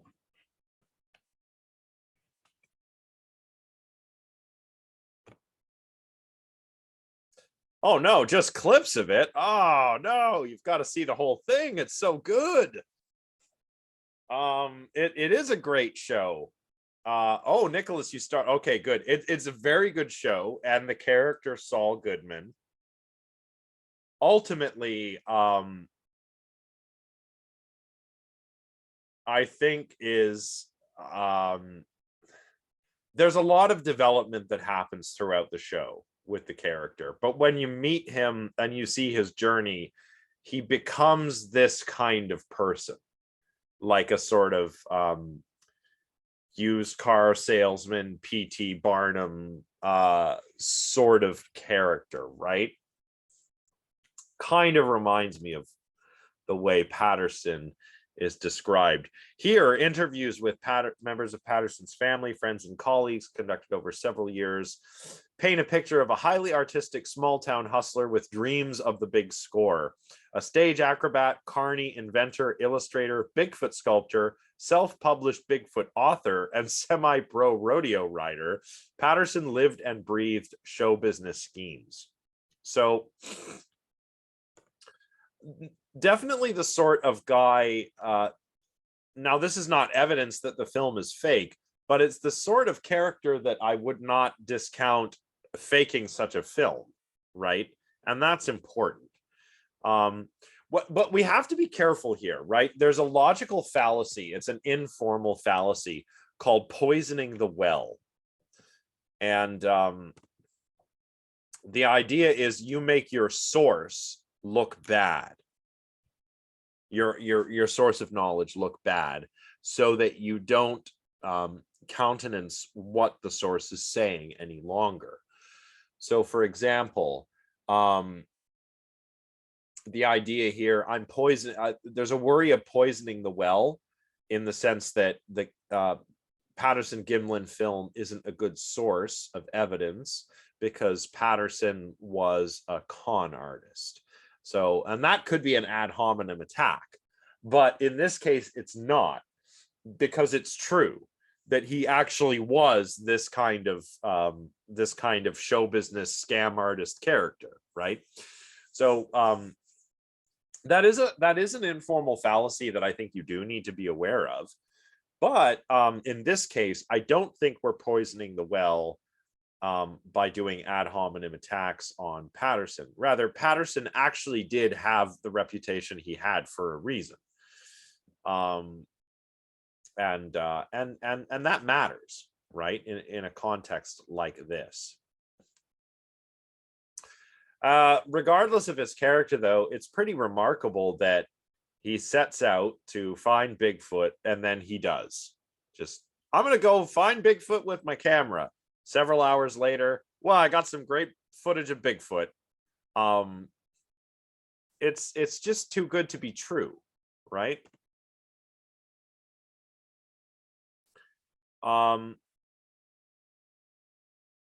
Definitely, yeah, definitely not above fakery. Here's what I was saying earlier, how the Patterson Gimlin film is basically just, it's almost as if it was using Roe's Sasquatch encounter as a script and just filming that. That's you really do get that impression if you watch the film and you after you've read Roe's description of his alleged encounter, the similarities are uncanny. So that's another reason to be a little suspicious of the Patterson Gimlin film. Also, oh, this one, Key Bono, right? Who benefits? Patterson made lots and lots of money from the Bigfoot film, and he took the show on the road, and he would have private screenings of the film. All kinds of cash flow was generated by these private screenings. Imagine doing this now. You can't really do this now, but you also don't have to. Because now you can go viral, right? And there's a financial incentive to do so, isn't there?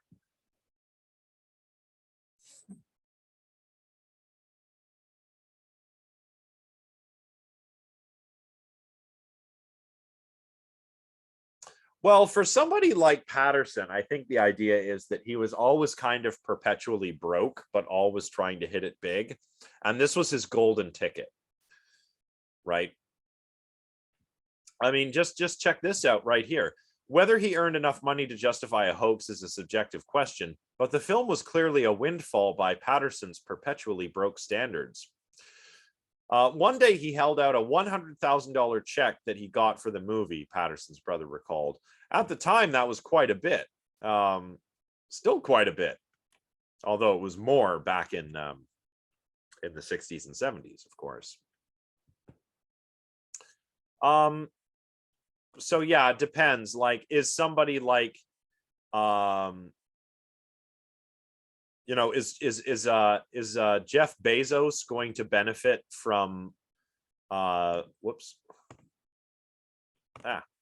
is somebody like Jeff Bezos going to benefit from hoaxing a Bigfoot event, a Bigfoot encounter? No, probably not, right? He's already got all the money. But somebody who's perpetually broke and trying to hit it big, getting $100,000 check for your footage and then screening the film across the nation in private viewings where you're making even more money. I mean, that's incentive enough for some people, I would argue. Even compares the author compares this with the character Scrooge McDuck, which is of course Walt Disney's version of Ebenezer Scrooge, right? Isn't he supposed to be Donald Duck's rich uncle or something? I don't know. Remember DuckTales? Oh, probably not, because I'm older. But yeah, Scrooge McDuck would dive into a literal pile of gold at the beginning of every episode. Yeah. So So what do we think? I don't know. The Patterson Gimlin film to me seems a little too suspect to count as good evidence. But think about what I said a moment ago. This kind of thing still happens, right? I've seen them. I've seen videos go viral. It tends to be on Twitter and TikTok and stuff like that, where it's like short form media, and you'll often see CGI fakery going viral, and even if you can identify it as CGI, some people still don't recognize that it's fake. The most recent one I can think of, this is actually kind of an old example, but I was on Twitter and I saw some tweet about, oh, look at the moon over the North Pole. So I click on it, and it's the moon going like as if the moon is like whooshing over you, as if it's right close to you. And it was visually impressive.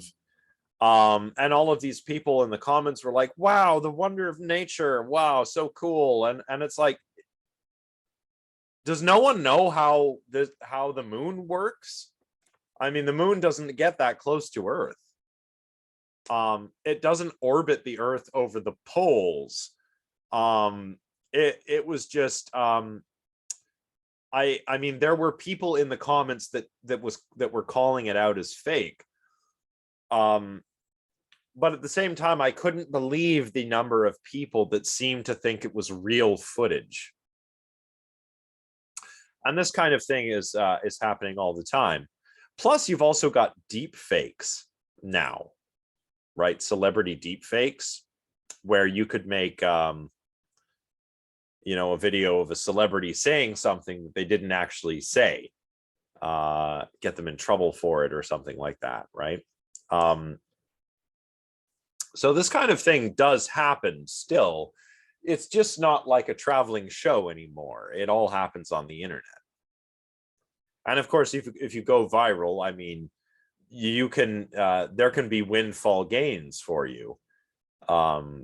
Depending on the platform you go viral on, you might make a bit of money, right? Oh, the Cripplefoot fiasco. This one we don't have to talk about too much.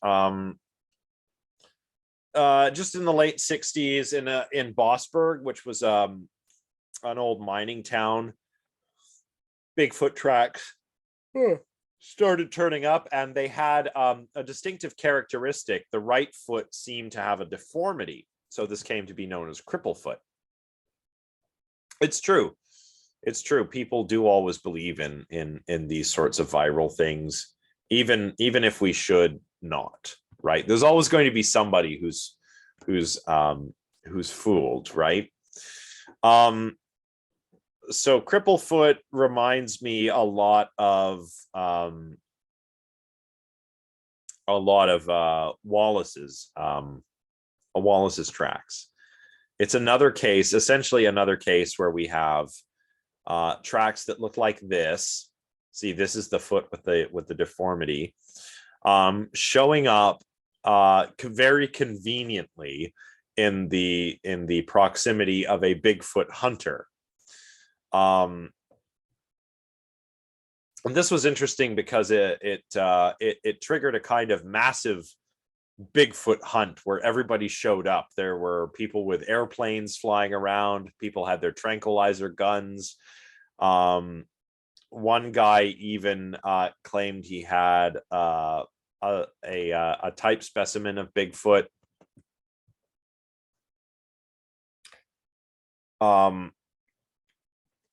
Yeah, just curious. There, he even claimed to have Bigfoot like video evidence.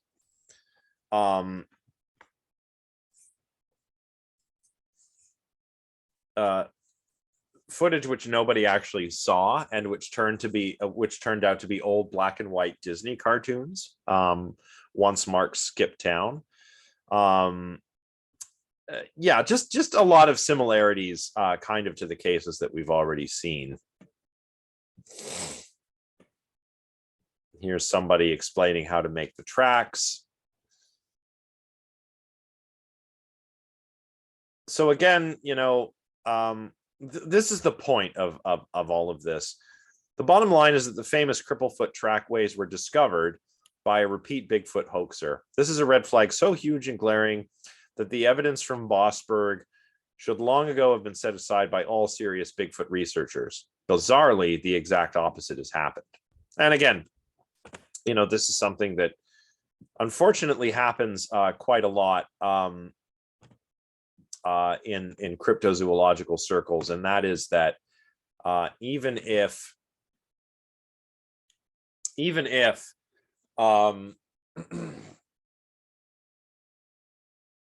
if there is evidence of hoaxing,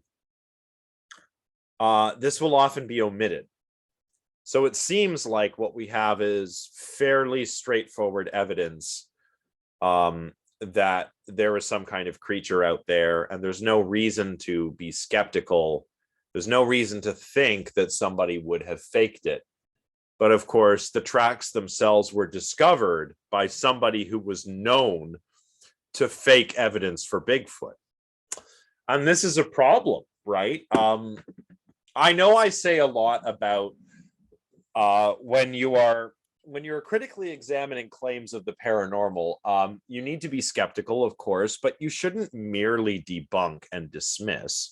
You should aim for a sort of epistemic humility. Now, it would be nice if these cryptozoologists also did that, right? Because they're not. By not telling you the whole story, by lying by omission, they're just not arguing in good faith, which is a shame. Because if Bigfoot is real, why do we have to lie about it? Why do we have to fake evidence? Why do we have to lie by omission? Yeah, for money, perhaps. But then there you go. You don't actually believe Bigfoot exists. You just want that Bigfoot money, right? So the rest of this chapter is really about how to filter out evidence. And they use this book is their skeptical methodology that's used in this book is based upon Carl Sagan's baloney detection kit, which we actually haven't looked at. You can read about it in his book, The Demon Haunted World, which I've mentioned previously in this class. But we don't really need to be familiar with it because we already kind of are familiar with it. The baloney detection kit is kind of like... Vamos, chicas, que la otra está a las 11:30. So the baloney detection kit is really like the toolbox of a scientist, essentially. But so I think we're already familiar with a lot of the stuff in that kit. Skepticism, existential humility, being aware of informal fallacies like appeal to authority, things like that. And that's how we can filter through evidence for paranormal claims. So I don't know if I were to say to you that I saw a Bigfoot or a Sasquatch, what would you say? How would you respond to that? Would you say that perhaps I've been taken in by some faked evidence, or that I am faking the evidence, or perhaps that I'm mistaken about what I saw? All of these things can happen, right? In fact, later on in the chapter, one of the really interesting things, I forget which one, whether it's Loxton or Prothero, but one of them actually used to work as a silviculturalist. So helping to take care of the forest. And they would do this by shepherding sheep through the forest, and they eat all the undergrowth, and it helps to keep the forest safe. And they've... he's full of stories from this time, all the way back to when he was a kid, of seeing weird stuff in the forest that people could very easily mistake for Bigfoot. The stump bears, for example, sometimes fallen or burned tree stumps might look like a giant ape standing up.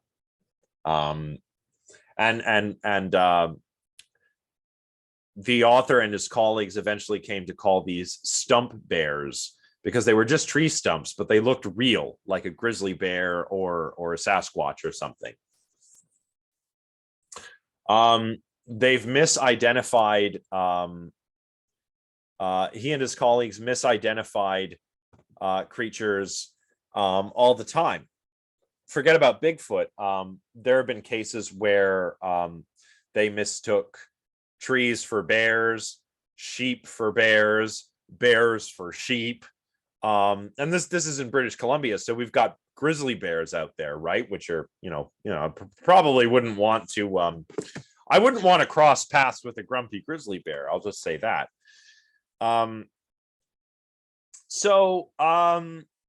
by the way, I don't mean to imply that everybody's a fake. Everybody's faking evidence for Bigfoot and everybody's a sucker, right? That's not what I mean to imply at all, but rather, people can very easily be mistaken about what they see. And I think that's the point that the author's making here. When viewing conditions are not good, we can easily be mistaken about what we see. Remember, apophenia and pareidolia.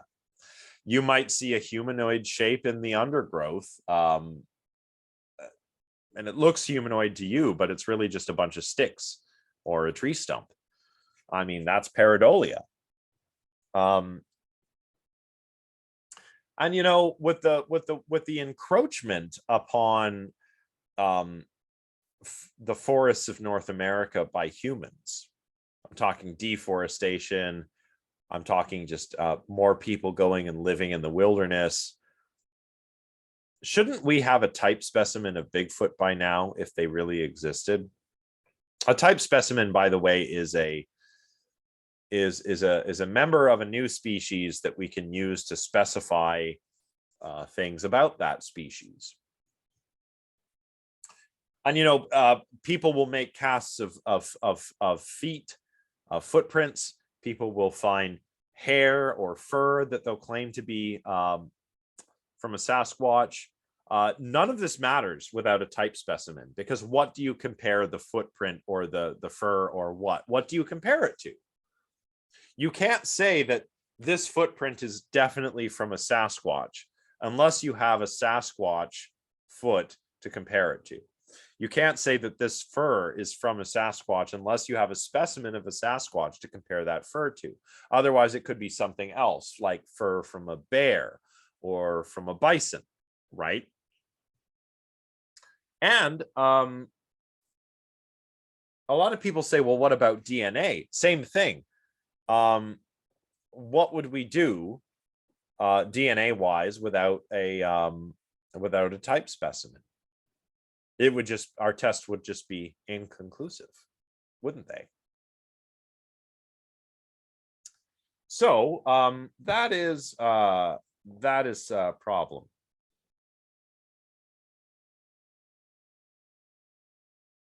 Well, that just means we don't know what it is. Oh, hello. Like, let's say, if I want to know whether something is cat fur or not, I need a type specimen like this large creature right here that has set upon me. I can compare whatever fur I find and see if it's cat fur. But if I don't have a type specimen, I don't know what I'm looking at, right? That's the problem.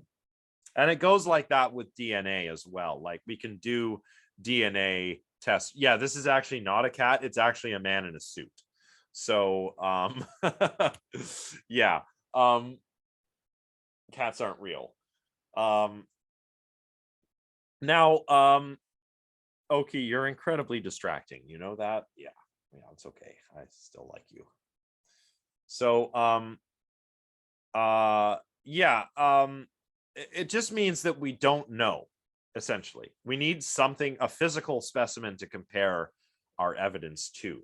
And that's a massive problem. After all, why after all this time do we still not have a type specimen of Sasquatch?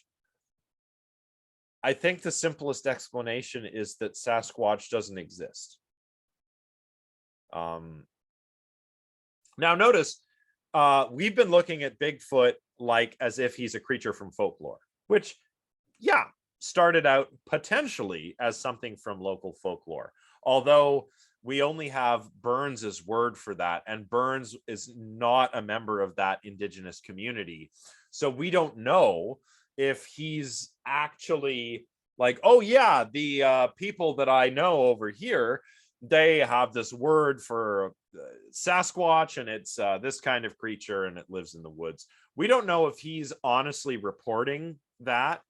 We don't know if the local indigenous people are messing with him. You know, they could be like, oh, Sasquatch? Yeah, the giant people, they live up in the hills there. Get a load of this guy, though. Am I right? Like, believes in giant people. They could be having a laugh with him. They could be trolling him. Or all of them could have been trolling everyone else. We don't know. But that is Sasquatch from folklore. A lot of people now go ahead and say Sasquatch is a cryptid in the second sense. Sasquatch is an undiscovered species of primate. Sasquatch is the last surviving pockets of Gigantopithecus, for example. Gigantopithecus was a very large ape that used to exist.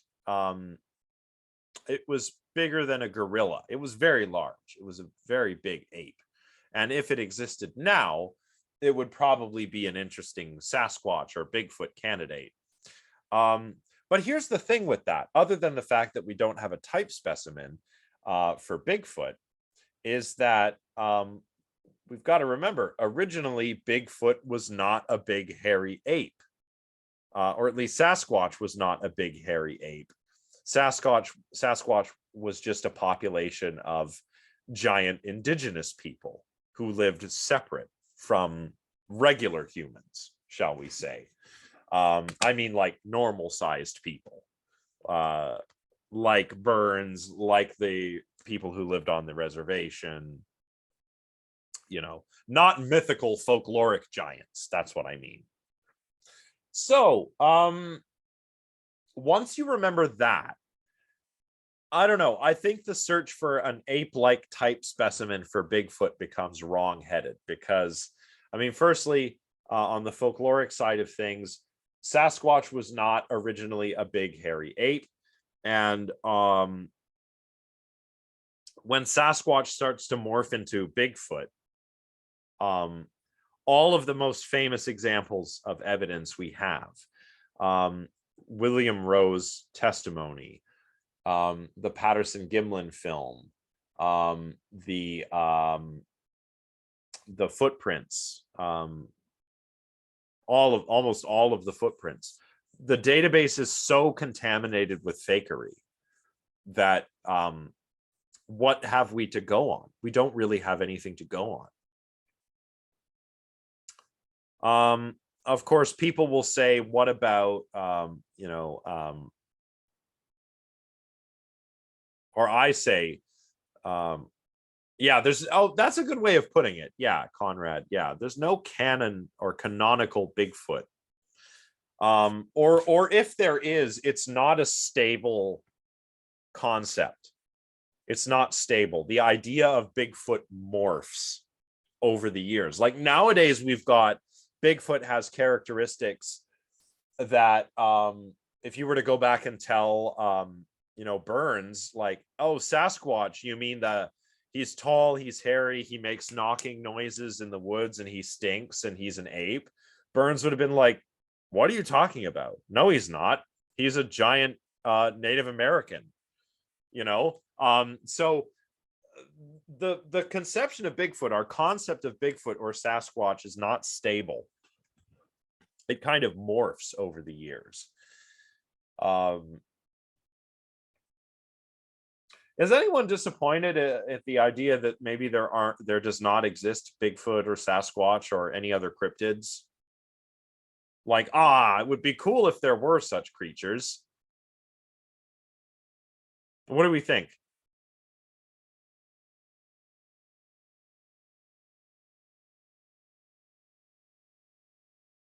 Yeah, kind of meh. Yeah, I get that.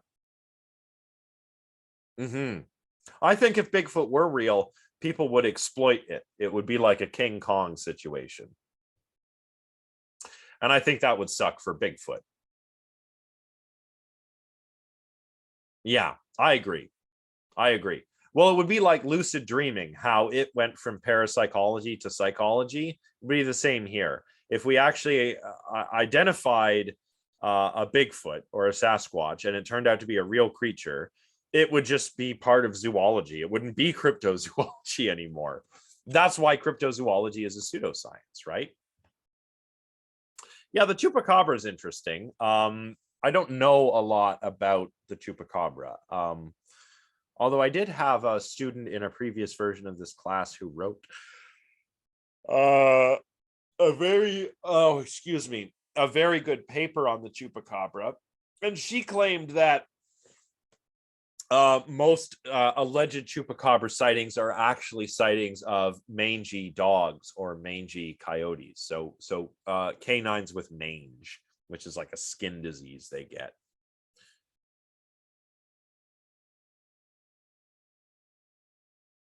Yeah.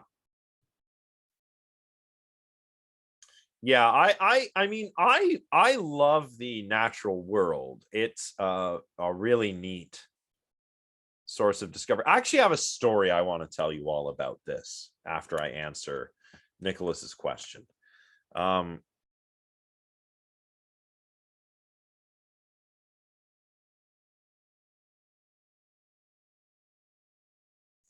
um, I'm not sure that we have. We've had extinct creatures, again, like creatures that we thought were extinct and then turned out not to be extinct, like the coelacanth.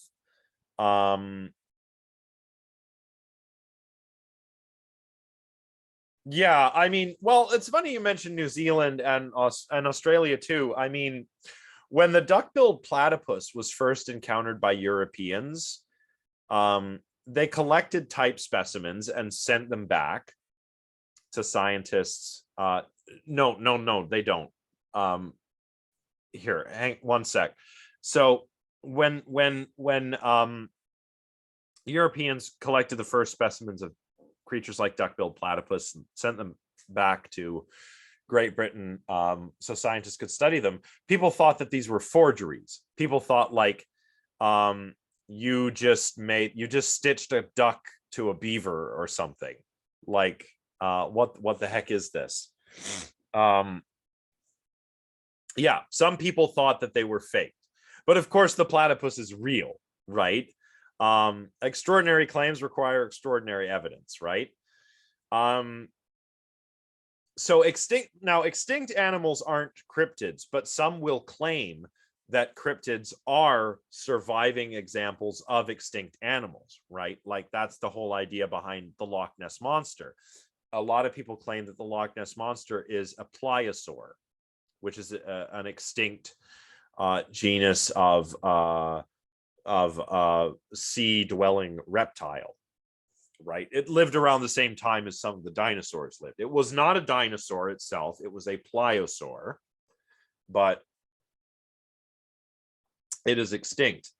But some proponents of the Loch Ness monster will say that, oh, Nessie is a pliosaur that survived till the modern day. I don't know how. How does it do that? How does a population of sea-dwelling reptiles survive hundreds of millions of years and come to live in a lake in Scotland, right? It just doesn't make sense. So extinct animals don't count, but some cryptozoologists will say, Bigfoot, oh, yes, that's actually Gigantopithecus, which scientists think is extinct, but there's probably a few of them still around, and that explains the Bigfoot sightings. Never mind that Gigantopithecus did not live in North America. Those kinds of considerations don't seem to be an issue, right? So a story. I think the natural world is an amazing place. And this goes back to even when I was really, really young. I remember there was a field that would flood every spring. And I would go out into the field when I was young. I think one of my earliest memories, I must have been around 3. I was pretty young. 3 or 4. And one spring the field flooded and I went out there with my mom. Just to see what I would see. And I swear every time I went, I saw something I'd never seen before. That was the first time I saw a crayfish. And I knew what lobsters were, right? I knew what lobsters were. And I see this thing darting through the water and I catch it. I'm like, what the heck? It's a tiny lobster. What the hell is this doing here? Of course, my mom explains, oh, that's a crayfish. They live in the swamps and they go into the fields. And I thought, wow, that's really cool. I didn't know those existed. It's like a lobster, but tiny. I remember another instance. Has anyone ever seen a bullfrog tadpole? You guys know tadpoles, right? They're the spawn of frogs, and they live in the water, and they will metamorphosize into frogs eventually. You guys know what I'm talking about, right? So, I mean, tadpoles that I had seen up until that point were maybe like this big. One day I was snorkeling. I think I probably would have been about 10 or 12. And I used to like to go snorkeling. I was up in grew up in Northern Ontario, lots of lakes and rivers, lots of fresh water. It's actually very great for snorkeling. People don't realize how beautiful temperate climate fish is. Oh, you know what? I would not want to know. I would not want to know what those tadpoles taste like. But normal tadpoles I'm seeing are like maybe 1 or 2 centimeters long. A bullfrog tadpole is enormous. The first time I saw one of these, I was like, is this some kind of freak of nature? No, it's just a bullfrog tadpole. But it felt like I had seen a creature that was like, what? This exists? Wow. Or my favorite example, I used to like to go and catch caterpillars. And I would keep them until they turned into butterflies so I could see what kind of butterflies they turned into. I was a little scientist. I was like such a little scientist when I was a kid, right? So this one time I find this tadpole or this caterpillar that looked like bird droppings. I had seen them in books and I knew about, oh, that's mimicry. It mimics bird droppings so that birds don't eat it. So I caught it, took it home, waited for it to become a chrysalis. And then it became a butterfly. And I was really surprised at what kind of butterfly it became. It became a viceroy butterfly, which is an evolutionary mimic of the monarch butterfly. Monarch butterflies are poisonous to birds because monarchs eat milkweed, and that's poisonous.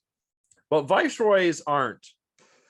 So where monarchs taste bad, viceroys maybe taste pretty good, but because they look like the monarch, birds don't eat them. And I'd read about all this in books, but just to see it for myself, I was like, wow, the natural world is pretty crazy. And there's stuff out there that we don't know about. Yeah, Bayesian mimicry, exactly. That Conrad, that's it. That's exactly right. It's trying to show other creatures like, it's a warning. It's taking advantage of another species warning. And so viceroys evolved to look very similar to monarchs because it conferred that advantage on them. Now, yes, that's right. That's right. And by the way, viceroys might also be poisonous. But in a different way than monarchs. So here there's two species converging on a very similar phenotype because it works as a warning. Anyway, there are species out there that I've never heard of, but they exist, and some scientist knows about them. Do you know a lot of people catch? They're called mud puppies. They're really weird. They're like big, giant salamander-looking things with gills. People catch these when they go fishing, and they think they've identified a new species because they've never seen one before. But we've known about these creatures for a while, right? But that still doesn't take away the kind of like, whoa, kind of factor when you see one for the first time. I haven't seen one in the wild, by the way. Oh, nice. Yeah, that's a good suggestion. Thanks for that, Tabitha. Yeah. So I guess what I'm saying is that nice, nice, Conrad, nice. So you were in that class that Tabitha mentioned. That's great. I guess he must teach in the biology department, right? Biology, I assume it's a biology class of some kind, right? So I guess my point is that there's plenty of stuff out there. I've had no shortage of examples of stuff that I've discovered, right? I use air quotes because, I didn't discover it, but I discovered it for the first time for myself. There's plenty of examples of that. I could go on. I remember the first time I found a praying mantis. I had read about them in books, and I had read that their range only came up to the southern United States. But there I was in Canada, and I had just found this praying mantis. So I learned that, this book that I have on insects, on praying mantises, is actually wrong. It's wrong about their range, because here I've just found one where it says they don't live. Actually, I found two of them. So there's no shortage of discoveries like that you can make. But no one's ever found a type specimen of Bigfoot. And it seems to me that I know that absence of evidence is not evidence of absence. It means that just because nobody's got a type specimen of Sasquatch doesn't mean that Sasquatch does not exist. But where are all these Sasquatches, right? We should, even if we don't find a living one, we should at least find a dead one. And one of the arguments toward the end of the book that the authors, or the end of this chapter that the authors try to deal with, is they call the no dead bears argument. We're like, we don't have living Sasquatches. Shouldn't we have dead Sasquatches at least? And cryptozoologists will say, oh, but you never find remains of bears, for example, and there are lots of bears because nature takes care of those carcasses very quickly. Like there's predation, decomposition, so you never find dead bears. But here's the problem. We find dead bears all the time. The author of the book has found two of them. His brother found the skull of a grizzly bear, and now he keeps it in his office, right? So there are dead bears. We find them. We find all kinds of remains of creatures, but not Bigfoot, which is a little sus. I guess some people like to think that it would be really cool if a creature like Bigfoot were out there, or the Loch Ness Monster, or, take your pick. It would be really cool if such a creature existed. But I guess my point with that whole story about discovering the natural world for yourself is that there is so much cool stuff out there already. I mean, you can just go outside for a walk. You'll see amazing things. Do you know what I saw the other day? I might have told you guys this already. But the other day I was out for a walk and I saw a fox in the middle of Sandy Hill. And I've seen foxes at the park before. So I, no surprise if I see a fox at the park. That makes sense. But here I see a fox crossing the street and I'm like, well, that's kind of weird. Usually he's in the park. But then the next weird thing was that this fox was being chased by a gang of crows. I was like, wow, you see something new every day. Or I went over to the park and I saw like 5 turtles all sunning themselves on a log. And turtles are really cool. Sure, they're a little mundane, but you can go out just in a park in this city. And oh yeah, raccoon at Billings Bridge. I saw a raccoon last week. I was teaching my philosophy of mind class on campus, and I looked out the window and I got distracted. In broad daylight, there was a raccoon just outside of the quad, just wandering around in broad daylight. Yeah, you saw it. That's great. He was a thick raccoon. Yeah. Yeah, raccoons are very crafty. They're clever animals. But yeah, Tabitha, you're right. The tricksters are fighting, right? The crows and the foxes are mad. And the ravens, I don't know where they were. They were probably watching and laughing. But I mean, that's my point. Go out into the world and you can discover something for yourself. And it's just so cool. There doesn't need to be yeah. Ottawa raccoons are all right, yeah. But don't mess with the Toronto raccoons. They'll cut you. I think there's a raccoon that comes up and messes with my, oh, that's unfortunate. Yeah, they come up and I'm pretty sure it's raccoons, but I think they climb up and mess with stuff on my balcony sometimes. They go up and check around for food. So I think it's raccoons. I'm not sure, but sometimes like I get up in the morning and stuff's been messed with. The other day there was a broken plant pot, like a plant we had, and something had knocked it over and broken it. So I thought, it might be a raccoon. But then again, there's also a skunk who lives around here too, and I know that because I smell him. He does he makes his rounds around the neighborhood. And usually at certain times in the evening, you can smell when he's around.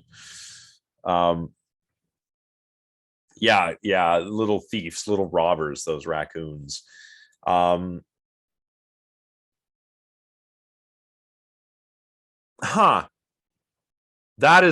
is really cool.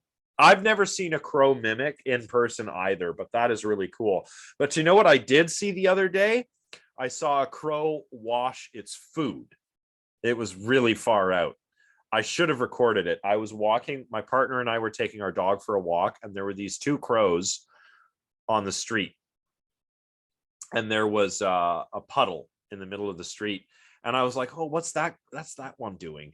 He had something in his beak. And he hopped over, dropped what he had in his beak in the puddle, picked it up again and kind of swirled it around, and then ate it.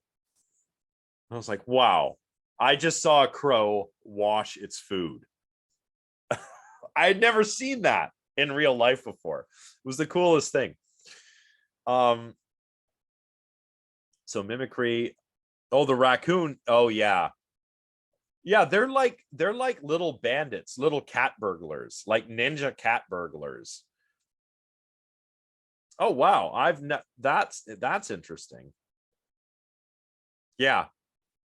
Well, crows are very clever. They definitely they can definitely pass the mirror test. So they can recognize their own reflection in the mirror.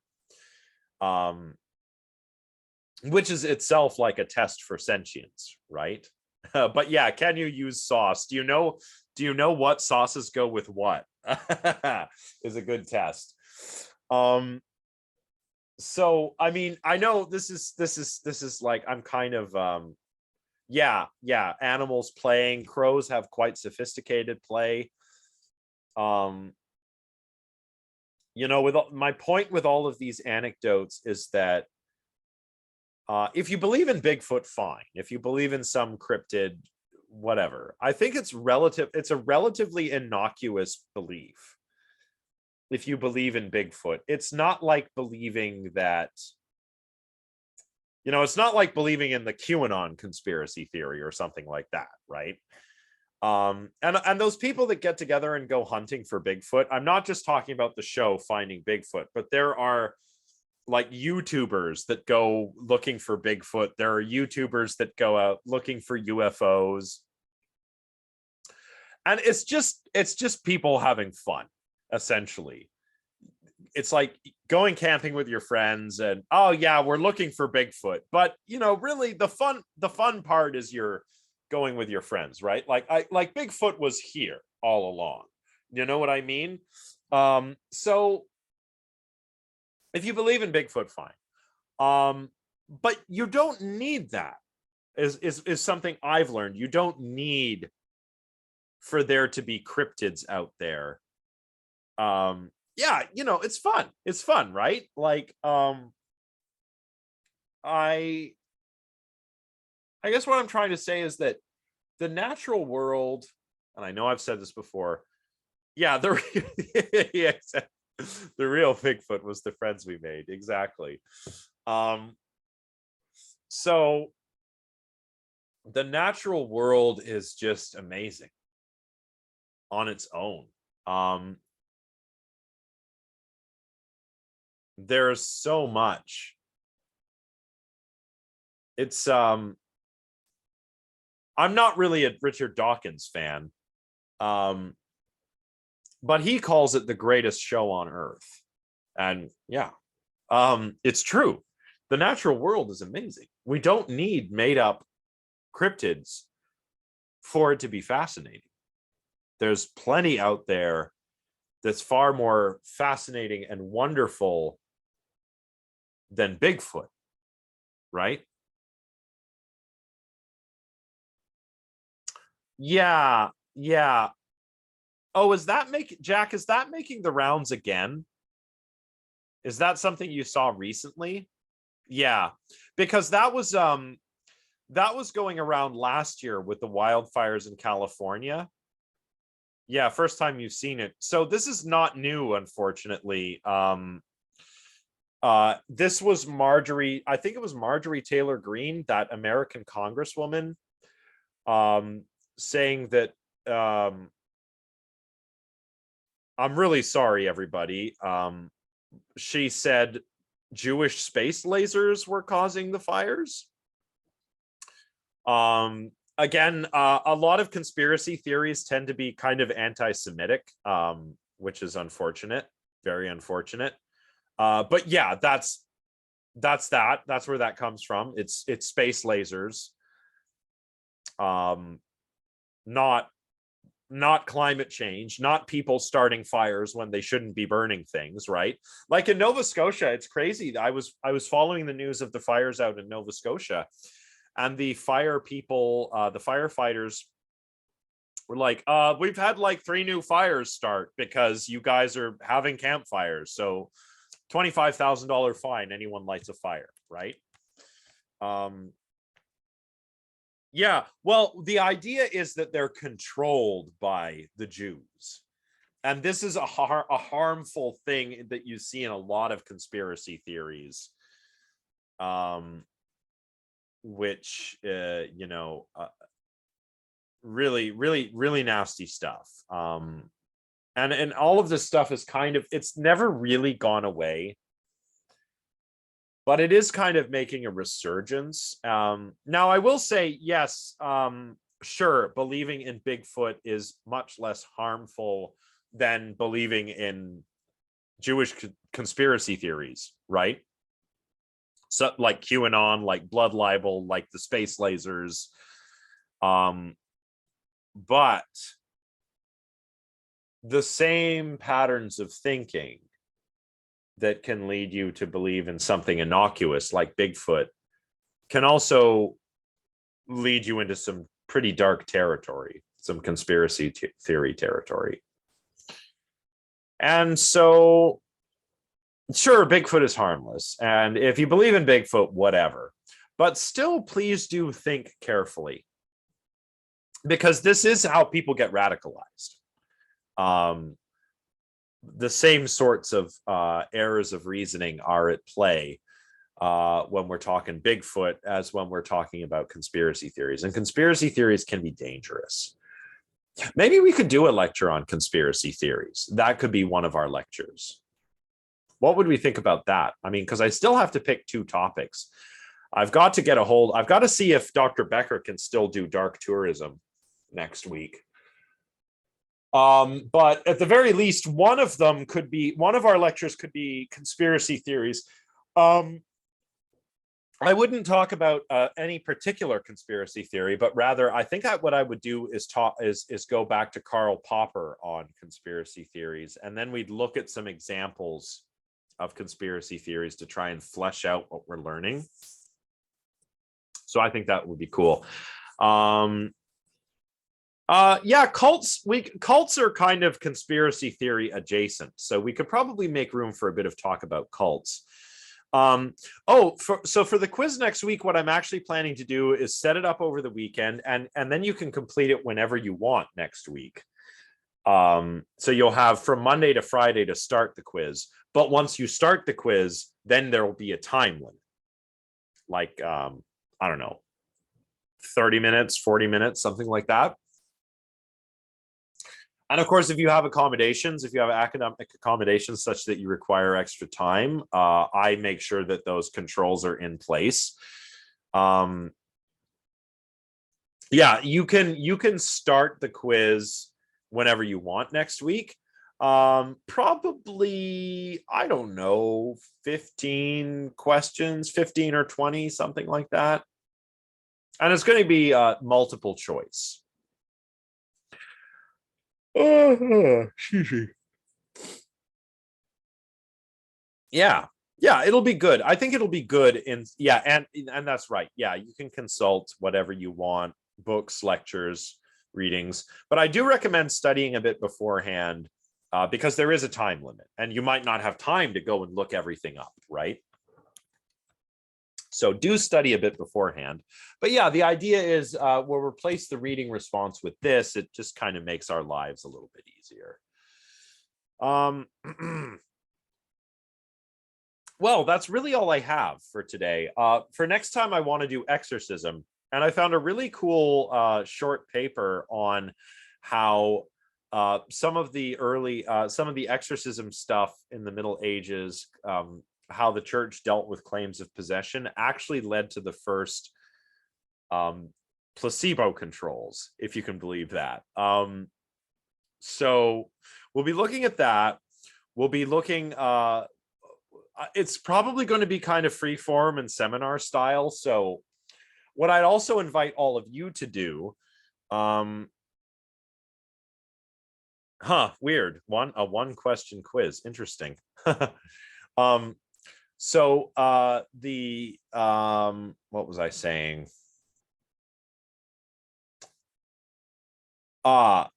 Next lecture, exorcism. I've got an example of a paper I'd like us to look at, and I found some Vice News news stories on some exorcists that I'll post those to Brightspace so that you can watch them.